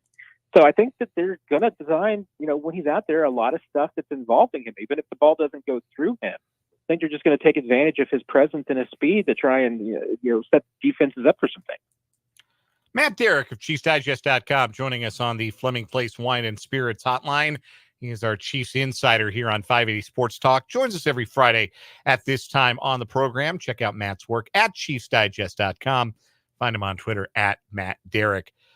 Bit of a sign of life from the Patriots offense last week with Bailey Zappi at the helm, at least in the first half against the Steelers. And first halves have kind of given the Chiefs defense fits the last 3 weeks. They've put the Chiefs behind 2 scores early in their last 3 games.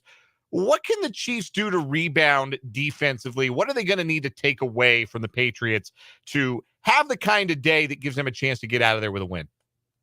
Yeah, I mean, the one thing that I think at least that they've got going for them is that, outside of the Ezekiel Elliott, I'm just not sure that there's anybody that you really need to be concerned about. I mean, I know Ramondre Stevenson's having a pretty good season too, but I don't know if they've got the speed that the Chiefs have had to deal with in the past. So, that to me is the thing that has really been tricky for the Chiefs, is that with play action and a lot of teams trying to take advantage of getting speed out to the edges, I just see the Patriots having those kind of weapons that can do that to the Chiefs defense. I mean, they rely, to me, on a lot of just ball control offense. It's not about outrunning everybody, and that's I think that's one of their weaknesses, and it's just they need to be able to do that, especially against, I think, this Chiefs defense that's got so much speed across the board. Now, Mike Edwards was out this week. He did get back on Friday. So without Brian Cook again, I mean, that's the area of the field that I would continue to test if I'm opposing offenses. I would just circle where Brian Cook used to be, see if it's Mike Edwards or Chamari Connor, a rookie, and target that area. But if Bailey Zappi is going to try and challenge Trent McDuffie and L'Jarius Sneed, good luck with that. I don't think it's going to work. But if they try to find some of the soft spots in the zones and just pick apart the Chiefs that way and just try not to push the ball too far downfield, I mean, there's things that they can do, but I just don't know that they have the speed to keep up with the Chiefs. I'm glad you mentioned Chamari Connor because I wanted to ask about him. He made a splash play in the Buffalo game, intercepting Josh Allen for his first career INT, getting some opportunities to play with Brian Cook out and on injured reserve. What did you see from him in his really, I don't want to say it was his full debut because he's gotten some snaps this year, but in that extended action he got against the Bills? And do you think that he's somebody that can be a little bit more trustworthy and maybe fill that role adequately for the Chiefs? Yeah, the one thing about Connor that I wasn't sure about was just what was the Chiefs' comfort level and what was his comfort level with playing on the back end as kind of a free safety role, because the Chiefs had just not used him in that at all this season. I mean, he's been exclusively basically a dime corner. I mean, just having him come in and play on either in the slot or in the box. You know, he really hadn't done a lot on the back end. But he played more there against the Bills than he has all season, and I thought he looked pretty good. I thought he looked comfortable. I mean, he looks like he can be a very well-rounded safety, and that was my challenge for him, was just to see how comfortable he was going to be in that situation, and what his speed, what his reaction was going to be. I mean, he's not at Brian Cook's level. Not a lot of guys are. I mean, Brian Cook was really coming along in year two, but I think you'd have to feel more comfortable with Connor in that role now than maybe you would have going into the Buffalo game, because he proved it. I mean, I think he there were a few rough places here and there, but interception was great, and I don't think that at any point he was really out of place at any one moment. I mean, when the Bills had their biggest plays, it's because they were targeting Mike Edwards. Joining us on the Fleming Place Wine and Spirits hotline, Matt Derrick from ChiefsDigest.com. Will the defense actually start playing before the second quarter? That's also something that needs to be discussed. 2 straight games where they're down 14-0. That's a problem. Not 14-0. Down double figures 3 straight games, including the Raiders when they came back and won. Down 14-3 to the Packers. What's got to happen here to get that thing changed? Yeah, I mean, it's not much surprise when Josh Allen's able to do that to you, but you really didn't want Aiden O'Connell. And you really can't let Bailey Zappi do that. No, I mean, you can't let this team get out to a hot start like you have to teams the last few weeks. I mean, the one encouraging thing for the defense, I would say, is that once they button things up and figured things out, they really have shut people down. I mean, what they did to Josh Allen last week after the first 20 minutes of the game, I mean, that was pretty dominant performance. You just need to have it earlier. And I think they're going to be prepared more. I mean, I think some of their questions and the issues they had last week against Buffalo was how were they going to adjust to life without Brian Cook? And I think Buffalo exploited that weakness perfectly. I mean, but I think they're going to be more prepared for that. I'm not sure the Patriots and their quarterback situation is capable of attacking the Chiefs that same way. So they should absolutely be able to contain this team, and especially if you can stop the run. If you can clamp down on the Patriots and keep them from establishing the run, Zappi will not get an opportunity to get in any kind of rhythm. So it really starts there, and we'll see. Hey, Nick Bolton doesn't have a game tag this week, so even though he had the abdomen issue pop up, it looks like he's going to be good to go. Chiefs will have Drew Tranquill back, so they've got a lot of guys and resources that they can throw in there, especially if they want to rotate Bolton and Tranquill to keep them both fresh. They've got that option, but to me, that's the point. I mean, they've really got to be able to stop the run at the line of scrimmage and the point of attack. And if they can do that, they can make this Patriots team very one-dimensional. All right, last thing, give us your prediction, but not if they're going to win or lose. You're going to predict the Chiefs to win, but I need to know, do the Chiefs cover an 8.5-point spread, and then do the Chiefs cover a 12.5-point spread? Well, 8.5, I would take that one. I mean, I've been nervous because watching that spread because I'm not going to bet on the Chiefs to take anybody out big until they can show me that they can do it. I mean, even though this is a team that if they're on both offensively and defensively, there's no doubt. I mean, they can do that to the Patriots. I'm just not going to believe it until I see it. And I'm going to assume it's going to be an offensive pillow fight until they break out of their slump. But I also don't think the Patriots can get anything done against this defense. So I'm going with the Chiefs 17-9. So that's 8.5 points. I would take the Patriots to cover, but it would be close. I'd rather have that 12.5. I'd buy up to get that, man. Well, no, I mean the Chiefs to cover the 12.5. So there's no way that I mean the Chiefs could. I mean, if their offense does not turn over the football and isn't off tick and all that, so we all hear, yeah, but I would not put my money on that. No. That's where you and I differ, my friend. Among other areas. Well, I would gladly put your money on the Chiefs covering 12.5, but I'm not putting mine. Matt, we appreciate the time. Enjoy the game coming up on Sunday. It's a blast, guys. Take care, everybody. Matt and Derrick, ChiefsDigest.com. Coming up, we'll get our picks. Two of Brendan's 5. We'll get to that next.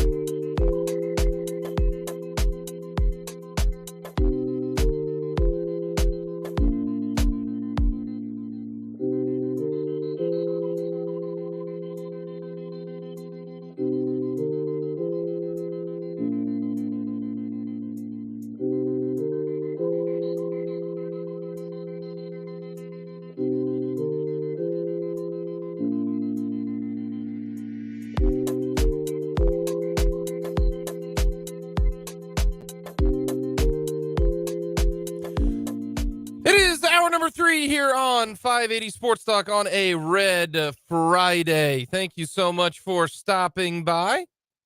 Does it really count if no one's wearing red? Some red on my... Dan's wearing black. You're wearing gray and black. I'm wearing green.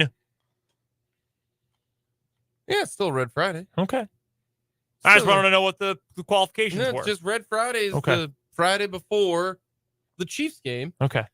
And that game will be on the big 94.5 country. Noon kickoff, 11 o'clock pregame coverage. Mitch and the gang. We got K-State hoops coming up on Sunday as well. But tonight we've got some high school hoops. Shawnee Heights hosting the Pioneers of Leavenworth. That'll be tonight. 5:30 pregame coverage. We got some NFL football tomorrow. There's games tomorrow. Yes, there's a triple header games tomorrow. I forget about that. Pretty important one. Lions Broncos. Oh, I thought you were going to say Bengals Vikings. I suppose that's important in its own way. Every game is important to somebody. But I'm just saying the Broncos Lions game is pretty important in the old AFC West race. And it's important. Top of the NFC, yeah. Top in the NFC situation as well. So Broncos are going to win. Heat check. Where's it at? Denver. Or Detroit. Not Denver, sorry, Detroit. Yeah. The other DE it's city. Indoors. That helps out the Lions substantially. You'd think so. Yeah, you would think so. Unfortunately, Brendan, this is where you and I want different things. I mean, I don't really need the Lions to lose. I don't like it would be funny. I don't have any sort of desire for this season's purposes. You want the Broncos to win, therefore the Lions lose, and maybe the Pack can creep up in there. No, I mean that's not going to happen. The other thing too is the Lions season is going to end with embarrassment. It's written in stone. That was the 11th commandment. I'm not worried about that. What is embarrassment? 37-14 in the wild card round. Okay, gotcha. Okay, because that'll be against no. Now they'll get the 6th seed, who's going to stink. Yeah, they're not going to get the Cowboys or the Eagles. That's going to be the Falcons or Saints or Bucks. No, in the wild card round, they'll get a wild card team. They'll have the Right now, they are in position to play. They'll be the 3 seed, so they'll play the 6, which that could be Minnesota. No, that's what I'm saying. Like, they're not going to play the Eagles or the Cowboys. Right. So, yeah. That's going to be the Saints or the Falcons. Uh-huh. Yeah. Okay. Or the Bucks. Or the Bucks. Technically, the Bucks are leading that division right now. They might win the wild card. That'd be their first playoff win, I think, literally of my life. Or did they win a playoff game in 90? They won a playoff game in 90 or 91. Yeah, they won in 91. So the first one of your life, Brendan. Yeah. Literally never happened since I've been alive. How does that feel, Lions? Not great, I would imagine. Yeah. Their last playoff win, they defeated the Dallas Cowboys 38-6 in the divisional round of the 1991 playoffs. They then lost in the conference championship game to Washington 41-10. They have not won a playoff game since. That old Doug Williams year? That was the Doug No, Williams? that was the Mark Rippon year. Mark Rippon, that's when right. They beat the Bills at the Metrodome right. in the That's Super Bowl. right. Yep. It's the curse of Wayne Fonts, really. Yep. Remember the time Barry Sanders had 13 carries for -1 yards in a playoff game? Awesome. Against, I believe that was the Packers. Barry Sanders was so good. He was good. Every now and then. And then that happened to him in the playoffs. Yeah. That's the Lions for you. And then every now and then his junior year when he was at Oklahoma State pops up on my social media feed. And he had passing numbers. And he was a running back. Absurd. How many head coaches do you think the Lions have had in the last 30 years? 20. No, not that many. Including interims. 20? 13. That's a lot of coaches. Yeah. It's many coaches. And the Steelers have had 4 coaches their entire existence. Right. Or something like that. That's ridiculous. Breaking NFL news, CJ Stroud out for Sunday's game against the Tennessee Titans. Has not cleared concussion protocol. Dang, we were robbed of Stroud versus Jeans. Can I pick the Titans? I might change my picks. I mean, we haven't gotten to them yet. I know, but what can I get the Titans at? While you are figuring 3.5. Yeah, 3.5. Yeah. Man, the Texans was that. Who's the backup for the Texans?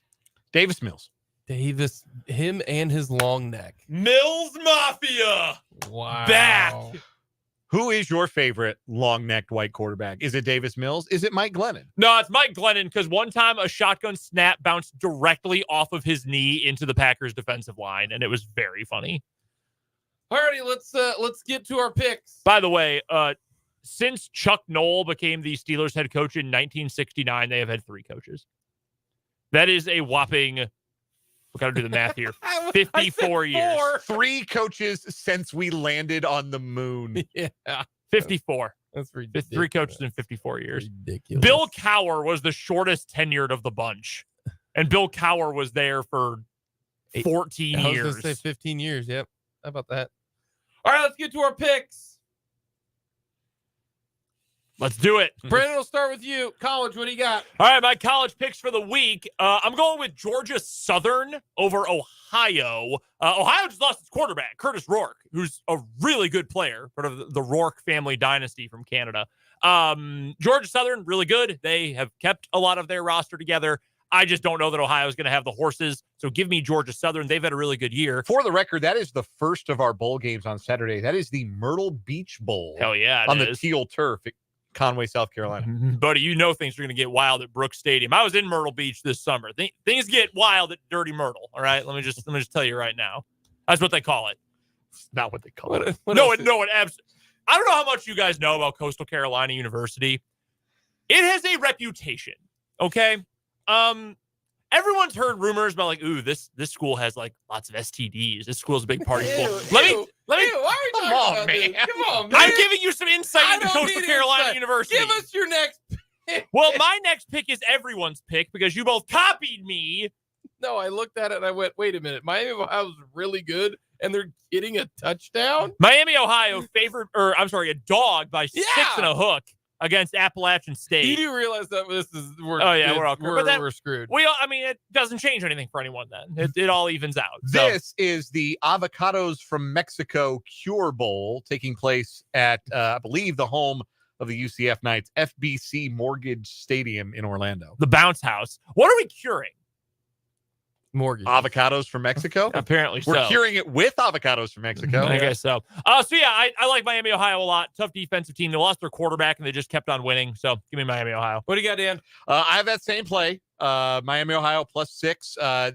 Quarterback was never really about how they won games anyway. They win with defense. Yeah, they're really good App defensively. State running team, their leading rusher hit the portal. They lost their conference championship game. I don't think they're going to be all that motivated. I think Miami, Ohio has the motivation advantage, and I think the Red Hawks will cover that 6.5. Also, in the Radiance Technologies Independence Bowl in good old Shreveport, give me Texas Tech -3.5 against Cal in that game. Again, I'm looking for a motivation advantage. I think Texas Tech is going to have it. They're a program that lost a little bit of that forward momentum they had going into this year. A way to see some of it back going into the portal in the offseason and recruiting is to win your bowl game and win it big, and I think Texas Tech will. I got Jacksonville State -2.5 over the Louisiana Lafayette Raging Cajuns. That is the R&L Carriers New Orleans Bowl in the Caesars Superdome. Jacksonville State carrying me to a win. Their first ever bowl game. We got, and I'm Miami, Ohio. They're getting 6.5. That's a lot of points. By the way, article here, December 22nd, 2021. South Carolina's Myrtle Beach doesn't want to be quote unquote dirty Myrtle anymore. Well, they need to clean it up then. They need to go to the Cure Bowl. There we go. Yeah, you can cure most things with penicillin. All righty. What do you got for your NFL picks, Brandon? All right, my NFL picks, one of them, Chiefs laying 8.5. I don't care. I'm taking it there. New England is just terrible. The roster stinks. Also, you're making Carolina only a 3-point underdog again, or I'm sorry, Atlanta is only a 3-point favorite over Carolina. The books keep giving these small spreads to Panthers games, and they just keep losing. They're awful. They are miserably bad. So give me Atlanta. I mean, Atlanta's not good, but Desmond Ridder fan. Don't you dare. I have played the game, stake some financial interest on Desmond Ridder before, and it has never ended well for me. I have too. I think I'm like 1 of 4 betting on the Falcons this year. I am entirely off that narcotic. I looked at that line and I said, "Nah, I'm not putting any money on Desmond Ridder ever again. Not even if there's a fire." Yeah, I got Denver +4.5 at Detroit. I don't think the Broncos are good, but they are playing good defensive football. The Lions are not, and they're turning the ball over a bunch. And I kind of think they might be a fake team too. So give me Denver +4.5. If I can get that game inside a field goal, I feel pretty good about them being able to get that game inside a field goal. So Denver +4.5 on Saturday. And then if it's only a field goal that I have to lay against Nick Mullins, I'm going to do that every single time. Mullins will be starting at quarterback for the Minnesota Vikings on Sunday when they take on the Bengals. The Bengals have clearly found something on offense. Now, I wouldn't put it past Vikings defensive coordinator Brian Flores to take it away and turn Jake Browning into a striped pumpkin. But for now, I like Cincinnati to win that game by a field goal. So give me Cincinnati -3. I like that pick as well. They benched Josh Dobbs, Nick Mullins. I mean, come on. Cincinnati -3 against Minnesota. And I'm going to take Indianapolis -3.5 over Pittsburgh. I think the Colts are doing all right. I think Pittsburgh can't score. So give me Indy to cover the 3.5 against Pittsburgh. All righty. Brandon's going with the alt spread. That's right. Man, you are going to be... The start of the game is so important for you when it comes to this spread. No, it's not. Because it doesn't matter. If the Patriots score 7 early on... Congrats. That's their allotment for the day. Guys... Listen to yourselves. Bailey Zappi. He put up 21 in the game against the Steelers. You went to bed before the second half started. You know what their second half was? That's it. There's your second half offensive output for the Patriots. I did go close to bed before the second half. You are correct. Chiefs alt spread. Going hard on it. Yep. Dan, what do you got? I'm trying to make sure I pronounce the name of this bowl game. It is the Isleta, New Mexico Bowl, taking place in Albuquerque, or in the words of quarterback Diego Pavia of the New Mexico State Aggies, Albucrazy. Albucrazy. That's what he calls it in his Twitter bio. Albuquerque. Do you know what Isleta is? The resort casino, I believe. It is indeed. The Albuquerque area. New Mexico State's the home team in this game, and they're taking on Fresno State, and I think there are going to be lots of points in one of the most entertaining bowl matchups of the weekend. So give me the over in the New Mexico Bowl. The total is 51.5. I like the over. I like the over on Jacksonville and Baltimore at 42 points. I think there's going to be a lot of points. I think Jacksonville's defense isn't very good. I think Baltimore's defense might give up some points. So I'm going to go with Jacksonville, Baltimore over 42. I don't like that pick, though. I thought you hated totals. I do. I mean, I can't find anything else. And none of the Chiefs player props I like. Fair. I mean, I could go Noah Gray. You know what? Oh, my God. Let's do it. Noah Gray over 9.5 yards. Because it's always good to change your picks right as it's going on. Yeah, that's good. That's like the frustration challenge of game picks. Right? Hey, this is my last picks segment here. I guess that's true. So our picks over? Like, is it the picks are over party? Like, he can send us his picks and we can just make fun of him. He won't be around to defend myself. Let's see. He's got New Orleans -3. No, he does not. You guys can do whatever you want. He's already wrong on one spread today. by like a whole 2 points, he's off on the spread. So I'm not saying anything. Oh, my gosh. That's funny. Yeah, college bowl games are hard to pick. Yeah, They're hard to pick. They really are. Yeah. Except for the national championship game last year, TCU versus Georgia. Easiest game to pick. Hopefully you hopped on that. I stupidly bet the under in that game. I hopefully you hopped on. Georgia went over the total. The Bulldogs minus was 8.5. Easiest win ever. I think I said the day of the game we were talking. I think I said I had Georgia by 14. They'd be up for most of the game, but TCU would keep it at least respectable. And then the game was over by kickoff. It's the Godzilla versus Bambi of championship games. It really was. That'll do it for our picks. Hopefully your bets cover. That's all that we really, really care about. Coming up next, we got our What Is Wrong With You here on 580 Sports.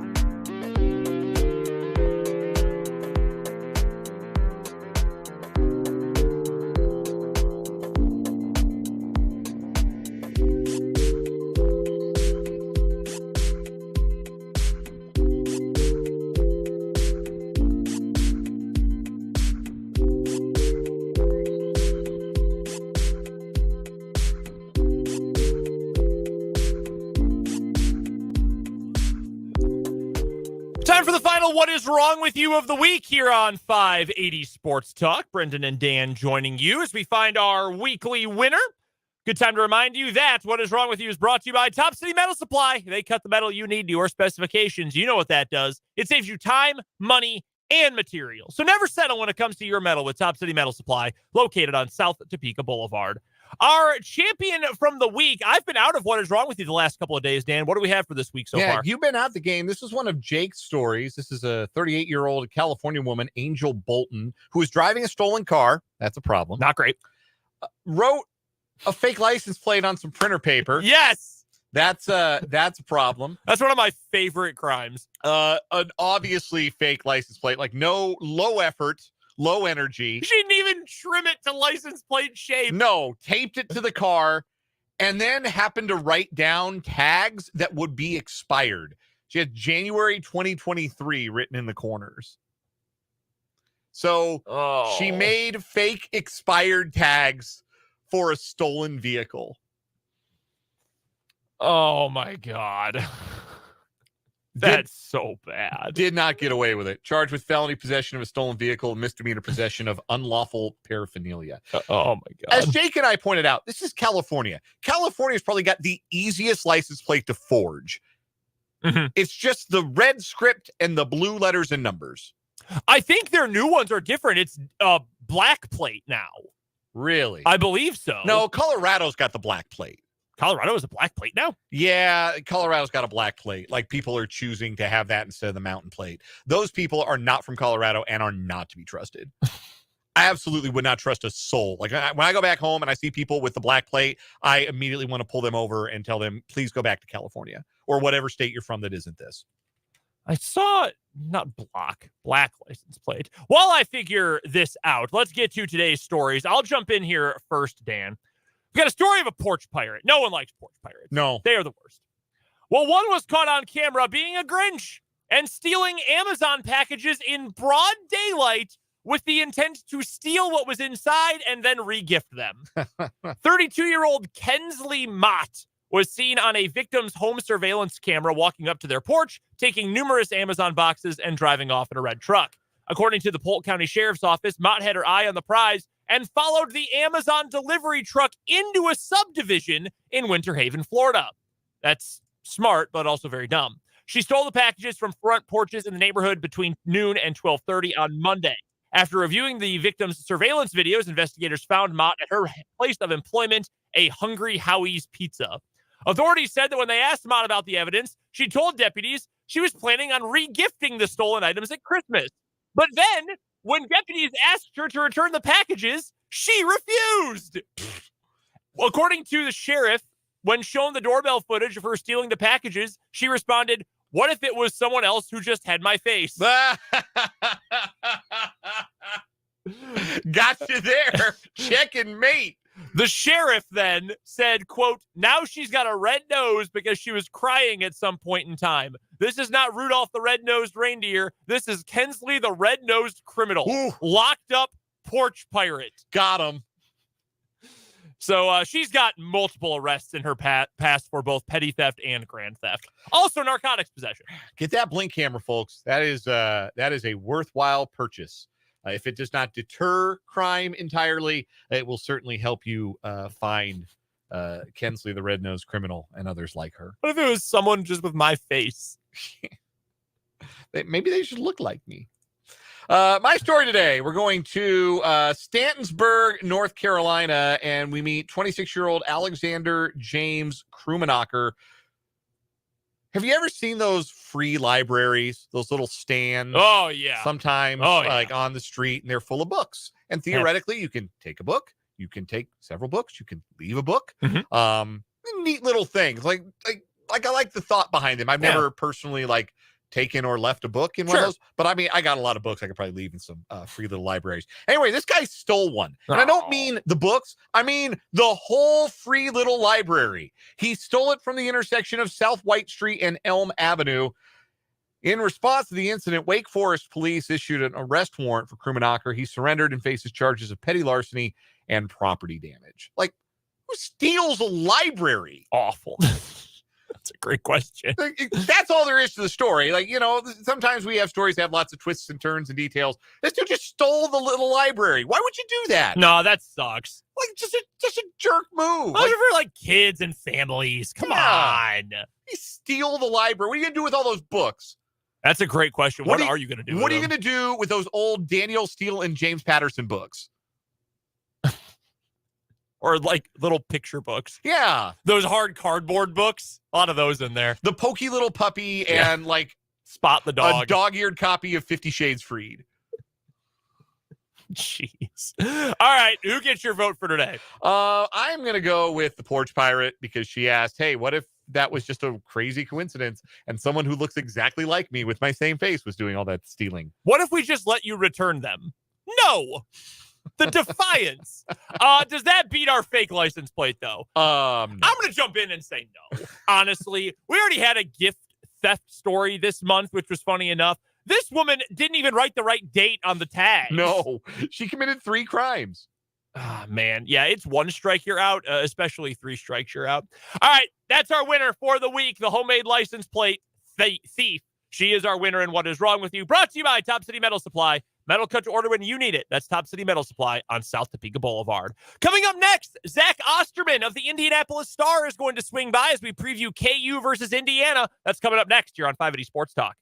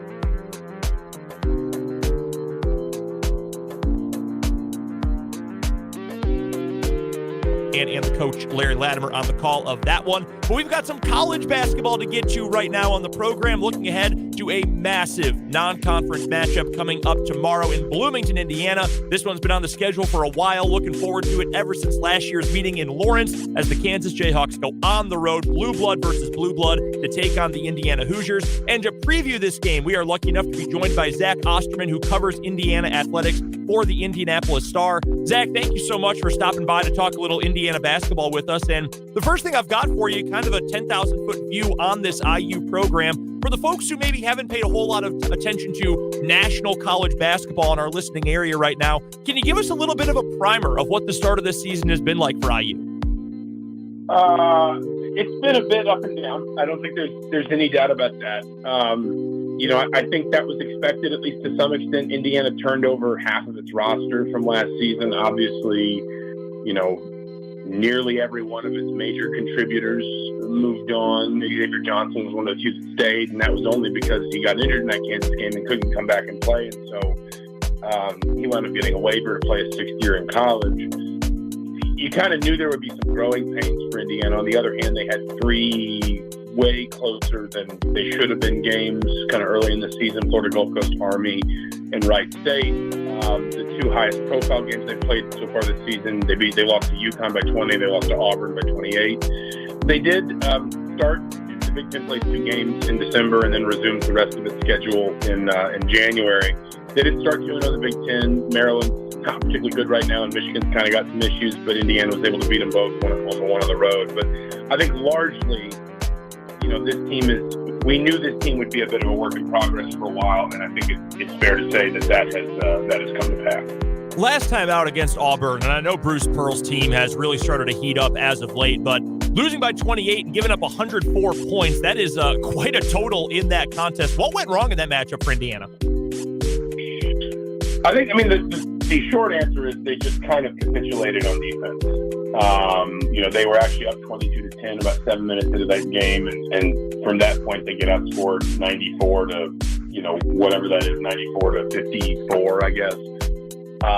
They really struggled to hold Auburn down behind the three-point line, which actually was something they've been getting better at. Those 2 Big Ten games, their opponents shot about 18% combined from behind the three-point line, but Auburn really got loose in that game.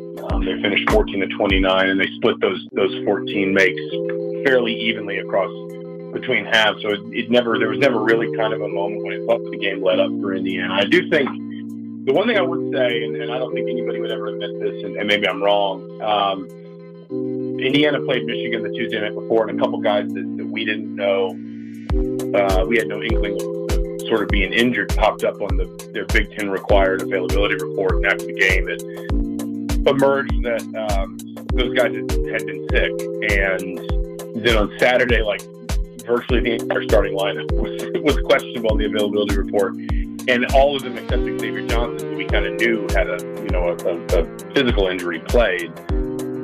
But I just suspect that the whole team might have been a little bit under the weather for that game, and that doesn't necessarily account for a 28-point loss, obviously. But it does account for maybe just some sluggishness, some inability to really kind of find that pushback against Auburn. And if you're Indiana, you certainly hope that's kind of rolled through your roster by now. But that, I think there's still some hard questions you have to answer, even if you were dealing with maybe some team-wide illness when, again, you give up 1.4 points per possession, you allow 104 points overall, and you just kind of get, pulled apart as easily and steadily as Indiana did. We're chatting with Zach Osterman. He covers Indiana athletics for the Indianapolis Star. Joining us here on 580 Sports Talk as we go behind enemy lines for KU versus Indiana coming up tomorrow in Bloomington at Assembly Hall. 11:30 tip-off for that game in Indiana. A couple of individuals, Zach, that I wanted to ask you about on this IU roster. And the first one, and KU fans are probably at least somewhat familiar with this name, Mackenzie Mbako, the stud freshman who was in a recruiting battle. It was KU versus Indiana to get his services. Looked like it was going to be KU for a lot of his recruiting process. It ends up being Indiana at the last moment. How has the stud freshman shown up in these first couple of games of the season for IU? He really struggled, to be honest. First part of the season, Indiana's playing him at the 3 with a couple of true bigs at the 4 and the 5, and Kalel Ware and Malik Renew. And I think he struggled to kind of figure out, where his offense was a little bit in that setup. If, you want him to stretch the floor a little bit, but he's not necessarily hit a ton of threes to start the season. And he only scored in double figures in one of his first 5 games. He hasn't exactly caught fire. He's been a lot better in the last 4. He's been in double figures in every one of those games. It's 52 points over 4 games. I think that's maybe 13 points a game. I'm a journalist, not a math major. Forgive me. His rebounding numbers have been better. He tends to get in foul trouble a little bit. I think the game is still moving a little bit quick for him, especially defensively, as it is for a lot of freshmen, understandably. But his rebounding numbers in particular, I think over the last 4 games, he's got something like 21 rebounds. And I think, coaches always use statistics like that as kind of a measure of both, effort and also maybe a measure of just kind of how focused you are, how locked in you are, how much you're seeing the game at the right speed. And I think he's gotten better now. Again, he is a work in progress in a lot of ways as an individual player, but I do think he is maybe growing more into this team and into understanding kind of how and where he can help this team as a player who, if he can kind of find his feet at some point this season, is obviously a very big mismatch if we're going to play him with the 3, but I think that's going to require a little bit more on defense, and I think Indiana could really use him. He's struggled to be 6 of 29 from behind the 3-point line. Indiana could really use a guy like him starting to knock down some threes because they're not getting them from nearly anybody else. The other individual who stands out to me in this matchup, one of the biggest prizes out of the transfer portal this year, the big man transfer from Oregon. You already mentioned him, Kel'el Ware. In fact, 24/7 Sports had him as the number 2 transfer prospect in the country, only after KU's Hunter Dickinson. And we'll get to Hunter here in just a moment. But Kel'el Ware, similar question. How has he sort of adapted to Mike Woodson's system, and how has he taken off from the start of his Indiana career? He has fit in pretty seamlessly. He obviously kind of came in with some questions. He was a top 10 recruit. Then he had such a frustrating freshman season at Oregon, and there was, Dana Altman had some pretty pointed things to say about his focus, about his effort. And it's hard to watch him in Indiana and understand exactly what he wasn't doing at Oregon or what Oregon wasn't getting out of him. He's been outstanding around the rim. It's not a high volume, but he's 6 of 12 from 3, which makes him pretty much as effective as any 3-point shooter Indiana has. His rebounding numbers are level or up substantially, depending on kind of if you're looking at percentages or you're looking at offense versus defense. From a year ago, his assist rate's up, turnover rate's down. He's drawn a ton of fouls. He's making almost 71% of his free throws. When you see him on the floor, and this is kind of one of those things where the numbers tell you one story. When you see him on the floor, it's even more impressive. The height plus reach that he has allows him to do things, block shots, alter shots. Even he's got a really kind of, for his age, a really refined sort of maybe 6 to 8 foot turnaround jumper game. And part of the reason that works is because if he pulls the ball up by his head, it's hard to contest a shot. Even if you're 6'10", 6'11", he's just so big, he's so long. He's got really nice touch. He plays well with Renew. That's kind of the other thing, is sometimes you can try to play 2 bigs and they kind of get in each other's way. But Ware is right-handed, Renew is left-handed. Ware's comfortable getting his offense away from the basket sometimes. Renew's probably the better ball handler. He's certainly the better passer, which Ware benefits from because Renew throws him at least 1 or 2 lobs a game. Ware is, he looked every bit the first-round pick that I think everybody thought he would be after one season at Oregon. It wound up, he kind of had to come to Indiana to reestablish some of that. But again, he has not failed to score in double figures in a single game this year. I think he's got maybe 3 or 4 double doubles. He's the one thing maybe to watch for Saturday, to be completely honest, is he's struggled a little bit more offensively against teams that have been able to match his length. If you look at particularly like a Hunter Dickinson, or just even some of the bench pieces that Kansas might throw at him. Across the UConn and Auburn games, he was 3 of 6 from 3, but he was only 1 of 12 on 2s. So you look at that a little bit and kind of wonder. But in terms of the overall package, he's an NBA center, and he intended to be in Indiana for 1 year. He said that openly. He intended to be in Indiana for 1 year and then move on to the draft. And at this point, I don't see any obstacle to that goal long term. We have just a few more questions for Zach Osterman. Covers the Indiana Hoosiers for the Indianapolis Star. Joining us on 580 Sports Talk as we preview KU versus IU Blue Blood matchup coming up on Saturday in Bloomington, Indiana at Assembly Hall. I mentioned Hunter Dickinson, and you brought him up there as well just a moment ago, Zach. What do you think the reception is going to be like from the Hoosier faithful when old pal Hunter Dickinson walks into Assembly Hall this weekend? Yeah, I mean, I'm sure he'll get a comfortable reception. The thing with Dickinson is, he's always had the outsized personality, and so I think that's always kind of made him a target for opposing fans. I don't think he's ever really had a feud with IU fans. There was obviously the stuff with Maryland, and he was from that area, and I guess he would always say Maryland never really recruited him. It seemed like, if I'm remembering correctly, I think there may have been some stuff with Iowa down the years. I got 2 kids, so my memory is about as fresh as the asparagus in the back of my fridge. But, and then obviously there's always going to be some stuff between Michigan and Ohio State, or Michigan and Michigan State. That's inevitable. He had some good games against Indiana. Indiana had some games where it probably put one over on him. But I don't think that, if I'm trying to reach back in my memory, and I don't think there was ever kind of a moment where it was like, it became really sort of like visceral or personal between Dickinson and Indiana. So I'm sure he will get some hearty boos and all that, and I'm sure he'll enjoy it. I think he's someone who seems to, revel in kind of, turning that sort of energy back on a road crowd when he can. But I don't think there's, he had some, it would probably be hard to describe them as feuds with a handful of fan bases in the Big Ten when he was at Michigan, and I don't think Indiana was ever really one of them. Looking at this matchup, Indiana facing Kansas, outside of Hunter Dickinson, who's having a great year so far, what piece or what element of this Jayhawks team, Zach, do you think is going to give Indiana the biggest trouble?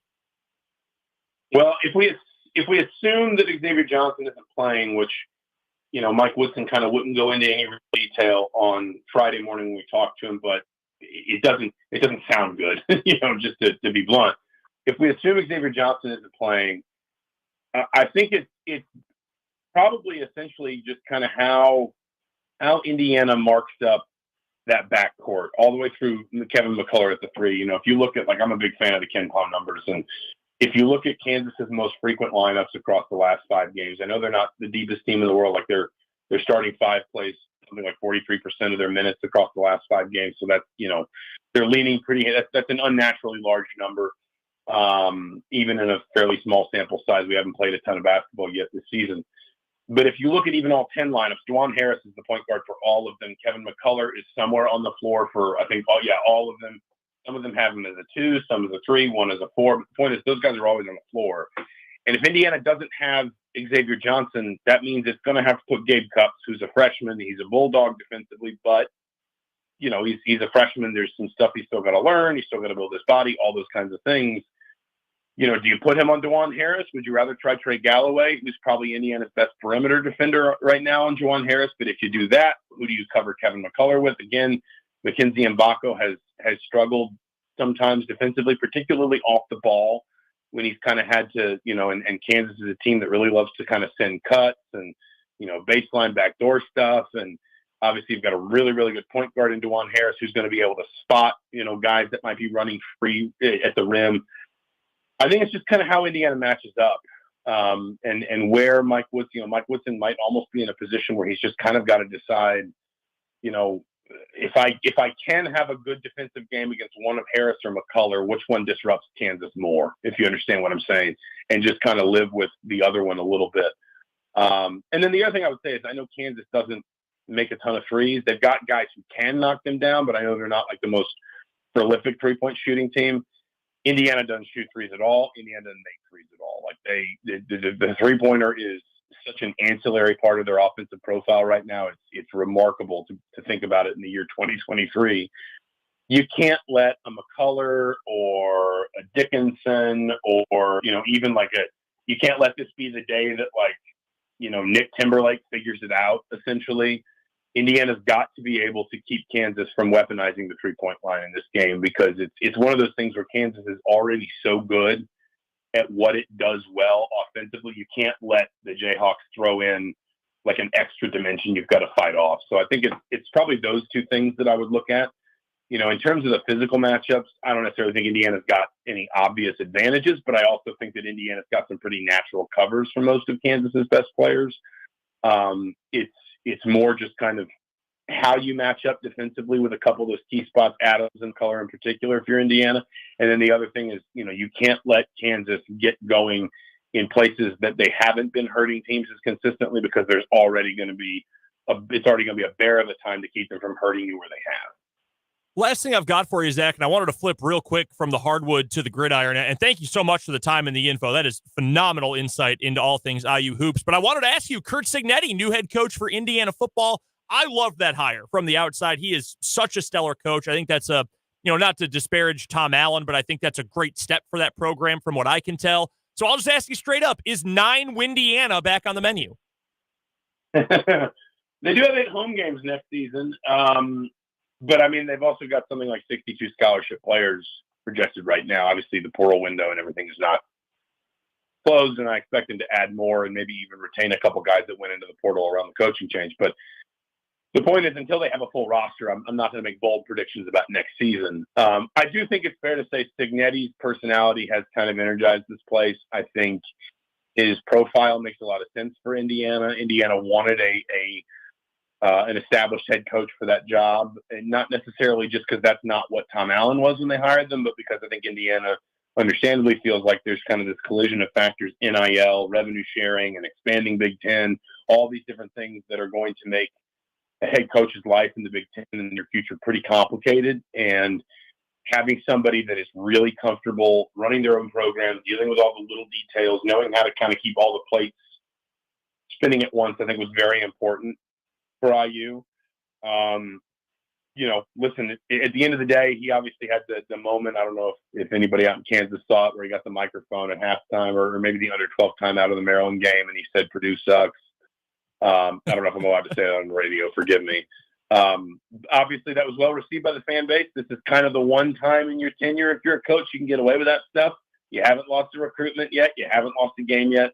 He will know as well as anybody who's been a head coach for 13 years that you got to win games to kind of prove yourself. But I would say he has shown early on a lot of the qualities I think it's fair to say Indiana was looking for in a head coach, in terms of his organization, his leadership ability, obviously his resume, and then just kind of how he has moved through these first couple of weeks, getting a staff together quickly, getting a portal strategy together quickly, pulling a couple important players back out of the portal and returning them to Indiana. I think that it's and landing a couple big portal commits. Curtis Rourke, the Ohio quarterback, I think was a really good get. So he's done very well so far, and I don't, there's no sign at this point of it slowing down between, let's say, now and spring practice, and then that's when you get your team back on the field and you start to try and figure out what they're capable of and what they might look like in the fall. Hey, man, I grew up in Big Ten country. I've said Purdue sucks many, many times in my life. So you are in good company here with that. And yes, you can say that on the radio. No sweat. Zach Osterman covers the Indiana Hoosiers for the Indianapolis Star. Go check out his work. Incredible insight into all things Indiana Hoosiers. Joining us here on 580 Sports Talk to preview KU versus IU this weekend. Again, Zach, appreciate the time. Thanks for hopping on with us, and enjoy the game coming up tomorrow. Absolutely. Thanks for having me. I really appreciate it. That is Zach Osterman, who covers the Indiana Hoosiers for the Indianapolis Star. Kind enough to give us some of his time today here on 580 Sports Talk to preview that massive tilt between KU and Indiana coming up on Saturday, 11:30 tip-off in Bloomington at Assembly Hall. That one's going to be a blast. I'm excited for the contest. We'll talk a little bit about that coming up in the final half hour-ish of the show today. But that's going to be a fun matchup. I think KU is going to end up winning the game. I don't know what the spread is going to be on that contest. I do think KU is going to end up winning that game, though. I like the Dickinson matchup down low with Ware. Like it is going to be the case with most teams this year. KU's best, the top 6, is as good as anybody in the country, and I really don't have any qualms about saying that. It's just a matter of, can they stay on the floor? Can they stay healthy? Can they produce for a full 40 minutes? Because as you heard, Zach laid it out there from the KU perspective, really great stuff with the Ken Pomeroy numbers, that all of KU's best lineups feature DeJuan Harris. They all feature Kevin McCullough. They almost all feature Hunter Dickinson. You got to have those guys out there as much as possible. There's just not a lot of depth, but I like KU overall in this game. I like the coaching advantage for KU in this game. Not that Mike Woodson's a bad coach, but it's going up against Bill Self. So I'll take KU in that game. And again, we'll get some final thoughts on KU versus Indiana, as well as K-State versus Nebraska coming up in the final hour of the show. Of course, we've got some high school hoops coming your way this evening from the Birdcage at Shawnee Heights High School. It will be Shawnee Heights taking on Leavenworth United Kansas Conference action. Pre-game coverage will start around 5:30 today, with Game 1's tip-off set for about 5:45. Dan Lucero and the coach, Larry Latimer, will be on the call of that one. All the action can be heard right here on your home for high school sports in the capital city, and your home for the Lewis Toyota high school basketball game of the week. It's all in football season right here on 580 WIBW. Coming up in the final, again, half hour-ish of the show, we've got plenty of 580 Sports Talk headlines to get to today. We'll recap the big news for the Kansas City Chiefs on the participation report. We'll also take a look at the big news for the Royals today. Michael Waka, Hunter Renfroe will eventually be your newest Kansas City Royals. Some Tyreek Hill news today. A coaching firing in the NFL, our second of the season after Frank Reich. It's Brandon Staley who's on the way out. Plus, we'll take your texts and your comments on YouTube. Text line number 785-272-9429. And of course, you can find us on YouTube. Our channel is called 580 Sports Talk. Head to youtube.com, search for 580 Sports Talk. That is the easiest way you can find us. Let's get to the news. We'll come on back, get you the final half hour of 580 Sports Talk on this Feel Good Friday.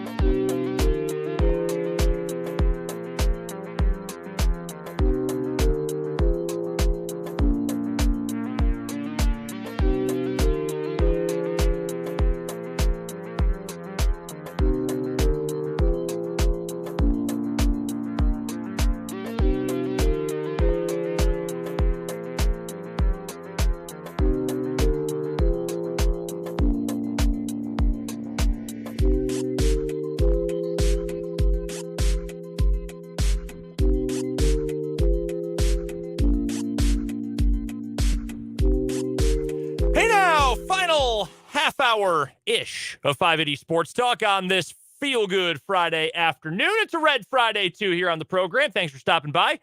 Brendan Dworzynski with you, flying solo for the rest of the day. Dan Lucero getting set up at the Birdcage for a little United Kansas Conference basketball tonight on our Lewis Toyota High School basketball game of the week. It'll be the Shawnee Heights Thunderbirds in doubleheader action, taking on the Pioneers of Leavenworth. Pre-game coverage will start in the neighborhood of 5:30, with tip-off for Game 1 currently scheduled for 5:45. You'll be able to catch that doubleheader with Dan and the coach, Larry Latimer, right here on the Sports Voice of Kansas, 580 WIBW. So coming up in this next half hour or so, we've got plenty of 580 Sports Talk headlines to get to. We will also get some final thoughts on Chiefs versus Patriots this weekend, get you a final thought on KU versus Indiana and K-State versus Nebraska as well. All of that is coming up. Plus your texts, 785-272-9429. And we would love to hear from you on YouTube as well. If you haven't gone and subscribed already, we invite you to go subscribe to our YouTube channel. Head to youtube.com, search 580 Sports Talk. That is the easiest way to go and find all of our video content, the show live streams, instant reaction post-game shows. We'll have one up just after the game goes final on Sunday for the Chiefs and Patriots. And all of our other video content can be found on YouTube. Again, our channel called 580 Sports Talk, just like the name of the show. It's so easy to go and find. All right, let's get to today's 580 Sports Talk headlines. We will start with the Kansas City Chiefs injury report for today. We do know that 2 players are officially out for the game for the Chiefs against the Patriots. 1 has been listed as doubtful. Isaiah Pacheco, he is out due to a shoulder injury, and in fact, it's not just a shoulder injury. He actually had surgery earlier this week to do a cleanup on the shoulder, according to Andy Reid. However, we heard this from Matt Derrick during the bottom of the 3 o'clock hour, our Chiefs insider today, that it sounds like Isaiah Pacheco is pacing to possibly be ready to return to action as soon as next week against the Raiders, which would obviously be absolutely massive for this Chiefs team to get RB1 back. Sounds like what Andy Reid said today.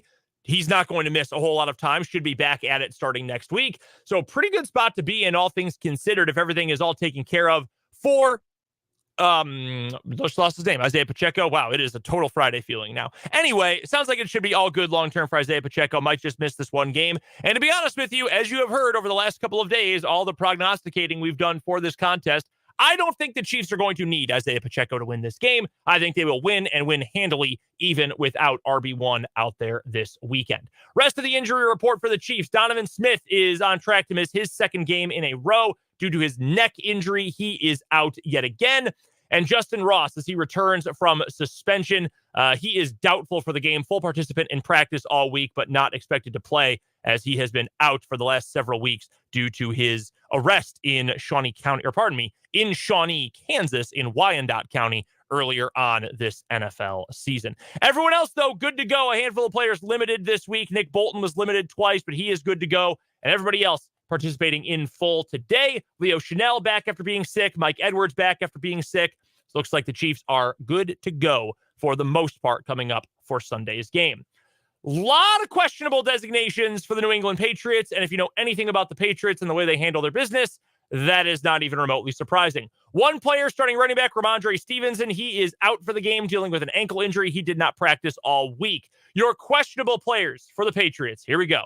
Defensive tackle Christian Barmore, shoulder injury, limited on Wednesday and Thursday, did not practice today. He is questionable. Devontae Parker, wide receiver, he was limited in practice all day, questionable designation as he deals with a knee injury. And it's an ankle injury for former Chief and current Patriot Juju Smith-Schuster, also limited, also questionable. Brendan Schooler, defensive back from the University of Texas. He has been dealing with an illness the last couple of days, did not practice at all on Thursday, was back today. He should be good to go despite the illness. Matthew Slater, special teams ace, limited the last 2 days. He's questionable. Same for wide receiver Tyquan Thornton, who's dealing with a hamstring. Finally, the last 2, linebacker Jawan Bentley with a knee issue that just popped up today when he was limited in practice. He is questionable. And offensive tackle Trent Brown. This offensive line for the Patriots has just been torn to shreds this year by injuries. Really, the last couple of years, they have had a lot of problems with continuity and consistency there. Trent Brown, limited Wednesday, did not practice either of the last 2 days. He is listed for his injuries, ankle/hand/illness. So he's sick, his hand hurts, and his ankle hurts. Not a great combination for a starting offensive lineman. I would imagine he's probably doubtful for this game, but linemen are tough. They're a different breed. We know that. So that is your Chiefs and Patriots injury report for this weekend. And again, we'll get you some final thoughts on that matchup coming up a little bit later on in this final half hour of the program. More news from the NFL.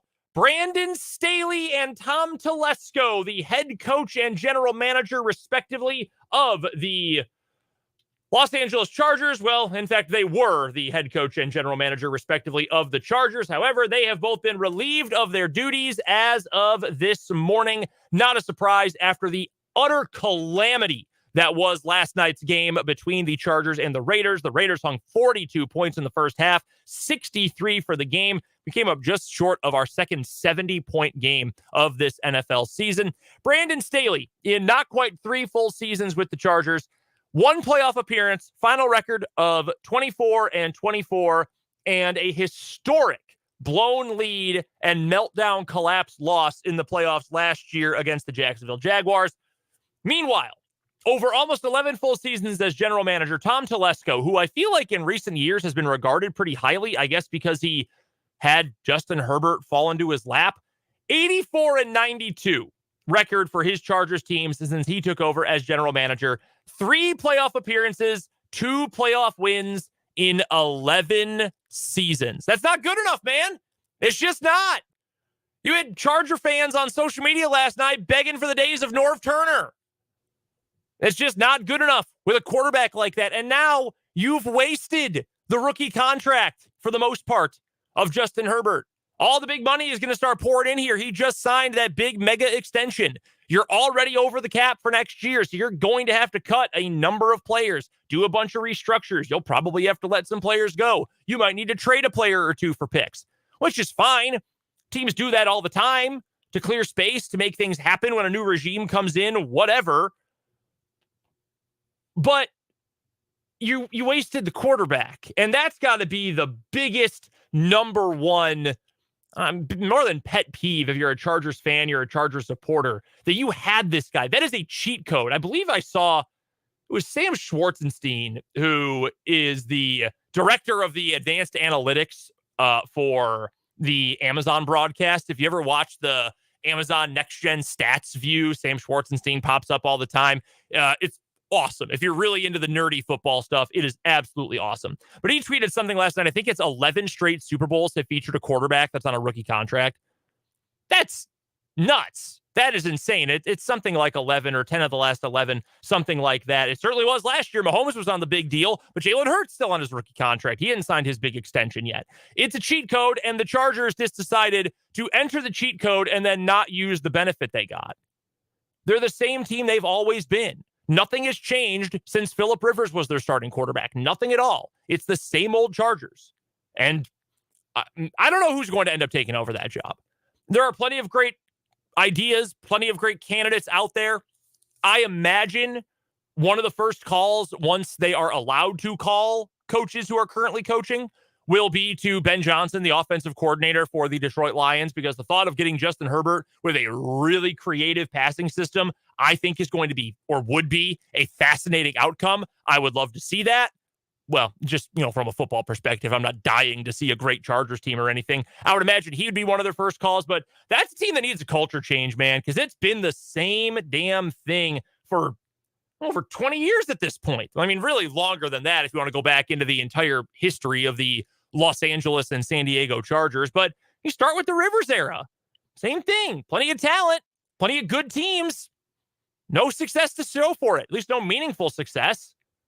Same thing right now with the Chargers. So not surprised they axed both of them, both deserved. I know a lot of folks, Jake included, I'm not sure what Dan's opinion on the matter is, but said, hey, you should have fired Brandon Staley after last year. After that collapse against the Jaguars, you shouldn't have been able to survive that. And honestly, the rest of the league probably happy that the Chargers decided to end up keeping Staley for this year. Because if he had been fired after getting a team to the playoffs after just 2 seasons, even with that collapse, there would have been someone who hired him as a head coach right away. I'm sure of that. But now the entire NFL has seen, hey, this dude's a joke. This dude stinks at the head coaching job. Maybe he's still a good defensive coordinator, although the one great year he had as a defensive coordinator for the Rams was essentially with Wade Phillips's system and Wade Phillips's players. But, that's neither here nor there. So the rest of the league's got to be thrilled that they now know, this guy ain't a head coach. This dude's a joker. He's not a head coach. Next up on today's 580 Sports Talk headlines, let's get to some big news. For the Kansas City Royals, we talked a lot about this back in the top of the 3 o'clock hour, the A block of that hour. 2 new reported signings for the Kansas City Royals, a starting pitcher and a position player. Michael Wacha, your pitcher. Hunter Renfroe, your batter. So Michael Wacha, we'll start right there. That's a big one. This rotation, we talked about it with the Seth Lugo deal earlier this week. It needed to be improved and needed desperately to be improved. It's been a terrible group for years and years. I mean, since we're talking Super Bowl, still in the NFL, since we're talking World Series runs for the Kansas City Royals in the middle of last decade. We're getting close to a decade since the 2014 World Series run, guys. It's been pretty much that long since we have had a decent starting rotation for the Kansas City Royals.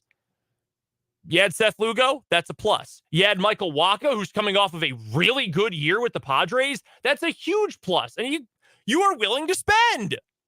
2-year deal, $32 million. The second year is an option, so Wacha can opt out if he so chooses and go back to free agency next year. He spent the first 7 years of his career with the Cardinals. I still think of him as a guy who was just with the Cardinals. But since then, he last played for them in 2019. He's played a year with the Mets, one with the Rays, one with the Red Sox, and one with the Padres. So 4 teams in the last 4 years. And last year, he was really dang good. 24 starts, 134 innings pitched.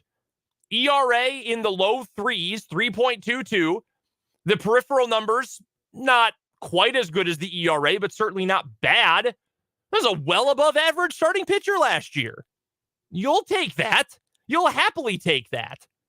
15 home runs allowed. That was his fewest allowed in a season since 2020, which wasn't even a real season. I mean, he gave up in that season 9 home runs in 34 innings pitched. And if you extrapolated that out over the 134 innings that he pitched a season ago, that would have been 30-something home runs. He actually gave up a ton of them. So if you want to adjust for rate, he hasn't given up that few of a number of home runs since you got to go back to the middle of his Cardinals days. He had a great year last year.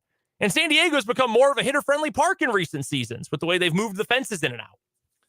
So I think that's a great move for the Royals. I love that signing. They needed another steady arm in that rotation. It won't end up being Stroman. At least I imagine they're not going to pay the $20+ million a year it'll take to get Marcus Stroman, either for a 1, 2, or maybe even a 3-year deal. I imagine he will be going elsewhere. But hey, you end up with Seth Lugo, Michael Wacha, Cole Reagans, Brady Singer. That's your top 4. You go add even an okay 5th starter, so you don't have to pitch Jordan Lyles every 5th day. You're cooking with gas if you're the Royals. You're in a great, great spot if you're the Kansas City Royals. So I love that. And to be honest with you, I'm super excited about Hunter Renfroe as well. The well-traveled outfielder, most recently of the Cincinnati Reds, but he also spent time with the Angels last year for most of the year. He's been with Milwaukee, Boston, the Rays, and he, funny enough, started his career with the Padres. And he can hit the ball. He's got some pop. 140 games last year, 548 plate appearances, hit 20 home runs, batted in 60. Not a guy who's going to hit for average in terms of OPS plus. So how does his OPS rank against the rest of Major League Baseball position players? Below average. 91 was his OPS plus. So with 100 being the average for those who haven't kept up with that stat, about 9% below average. Baseball Reference this year, I know Jake cited these numbers a little bit earlier, their projection system for the 32-year-old corner outfielder. 24 home runs, 248 average, 310 on base plus slugging of 771. You're going to give me that from your 6th hitter, maybe? Maybe you bump him up a little bit in the order, but somewhere in the heart of the order, guy with pop, as Dan laid out earlier in the show, he's got a great arm, maybe not great range in the outfield, but a great arm. I'm really excited to see that. Really excited. I wanted to go look at what his numbers at Kauffman Stadium have been for his career. And he spent a lot of his career in the National League. He's only played 6 games in his career at Kauffman Stadium, so not really enough of a sample size to really do anything with. I'm excited for that one, though. I'm excited for Wacha because that is something the Royals needed so desperately. But I feel like this is, and Danny used the phrase earlier, and I love using these comparisons. These are floor-raising moves. You're taking a black hole or, some unstable matter, if you want to use the cosmic phrasing, some unstable matter out of the Royals lineup. You put in a guy who's got baseline expectations and a higher baseline of quality in the batting order in Hunter Renfroe, who can go every single day. You add a pitcher in Michael Wacha, who is going to eliminate, maybe he does end up being one of the pieces that eliminates Jordan Lyles. Let's say, even hypothetically, Daniel Lynch comes back. He's healthy, ready to go. Best shape he's ever been. He can be your 5th starter. Boom! Lyles is out of the rotation. Wacha is part of that. That is a floor-raising move. Your base level of quality has gone up. Those are the kind of things the Royals had to get accomplished this season. I don't know how high that ceiling is going to go. I still don't think it's a super high ceiling as a team. For individuals, you look at Witt, you look at Reagan, you look at Pasquantino, you can even throw Brady Singer in there still. I think the ceiling is pretty high for those individuals. As a team, I don't necessarily think this is going to be a playoff contender, but they're going to be watchable. They're going to be interesting. They're going to be intriguing. And if they're not, well, we've got to talk about the process of how the Royals are developing their players and pretty much everything else that's going on with the Major League club. But in terms of the process to improve the roster this year, love it for the Royals. Absolutely love it for the Kansas City Royals. One other note I wanted to get to here before we get to a quick timeout. Jerome Tang, during his media availability today ahead of K-State's game versus Nebraska, said he expects Quez Glover to be able to return on January 2nd. That is currently the track he is on. That would be K-State versus Chicago State. By the way, the Cougars with a big win earlier this week. Their first ever win over a top 25 team, and I believe their first ever win over a power conference team, upsetting 25th ranked Northwestern. Shout out to Chicago State. A little more intrigue for a couple of reasons for that K-State game at Bramlage Coliseum on the second day of the new year. But I know K-State fans, you're going to be excited for Quez Glover. I am certainly confident in that. A lot of speed, a lot of athleticism, plenty of talent. Very excited to see him get on the floor for K-State as soon as he possibly can. That does it for today's 580 Sports Talk headlines. When we come back, we'll finish up 580 Sports Talk. We'll get you a look ahead to Chiefs Patriots, KU versus IU, and K-State versus Nebraska. All of that as we wrap up 580 Sports Talk next.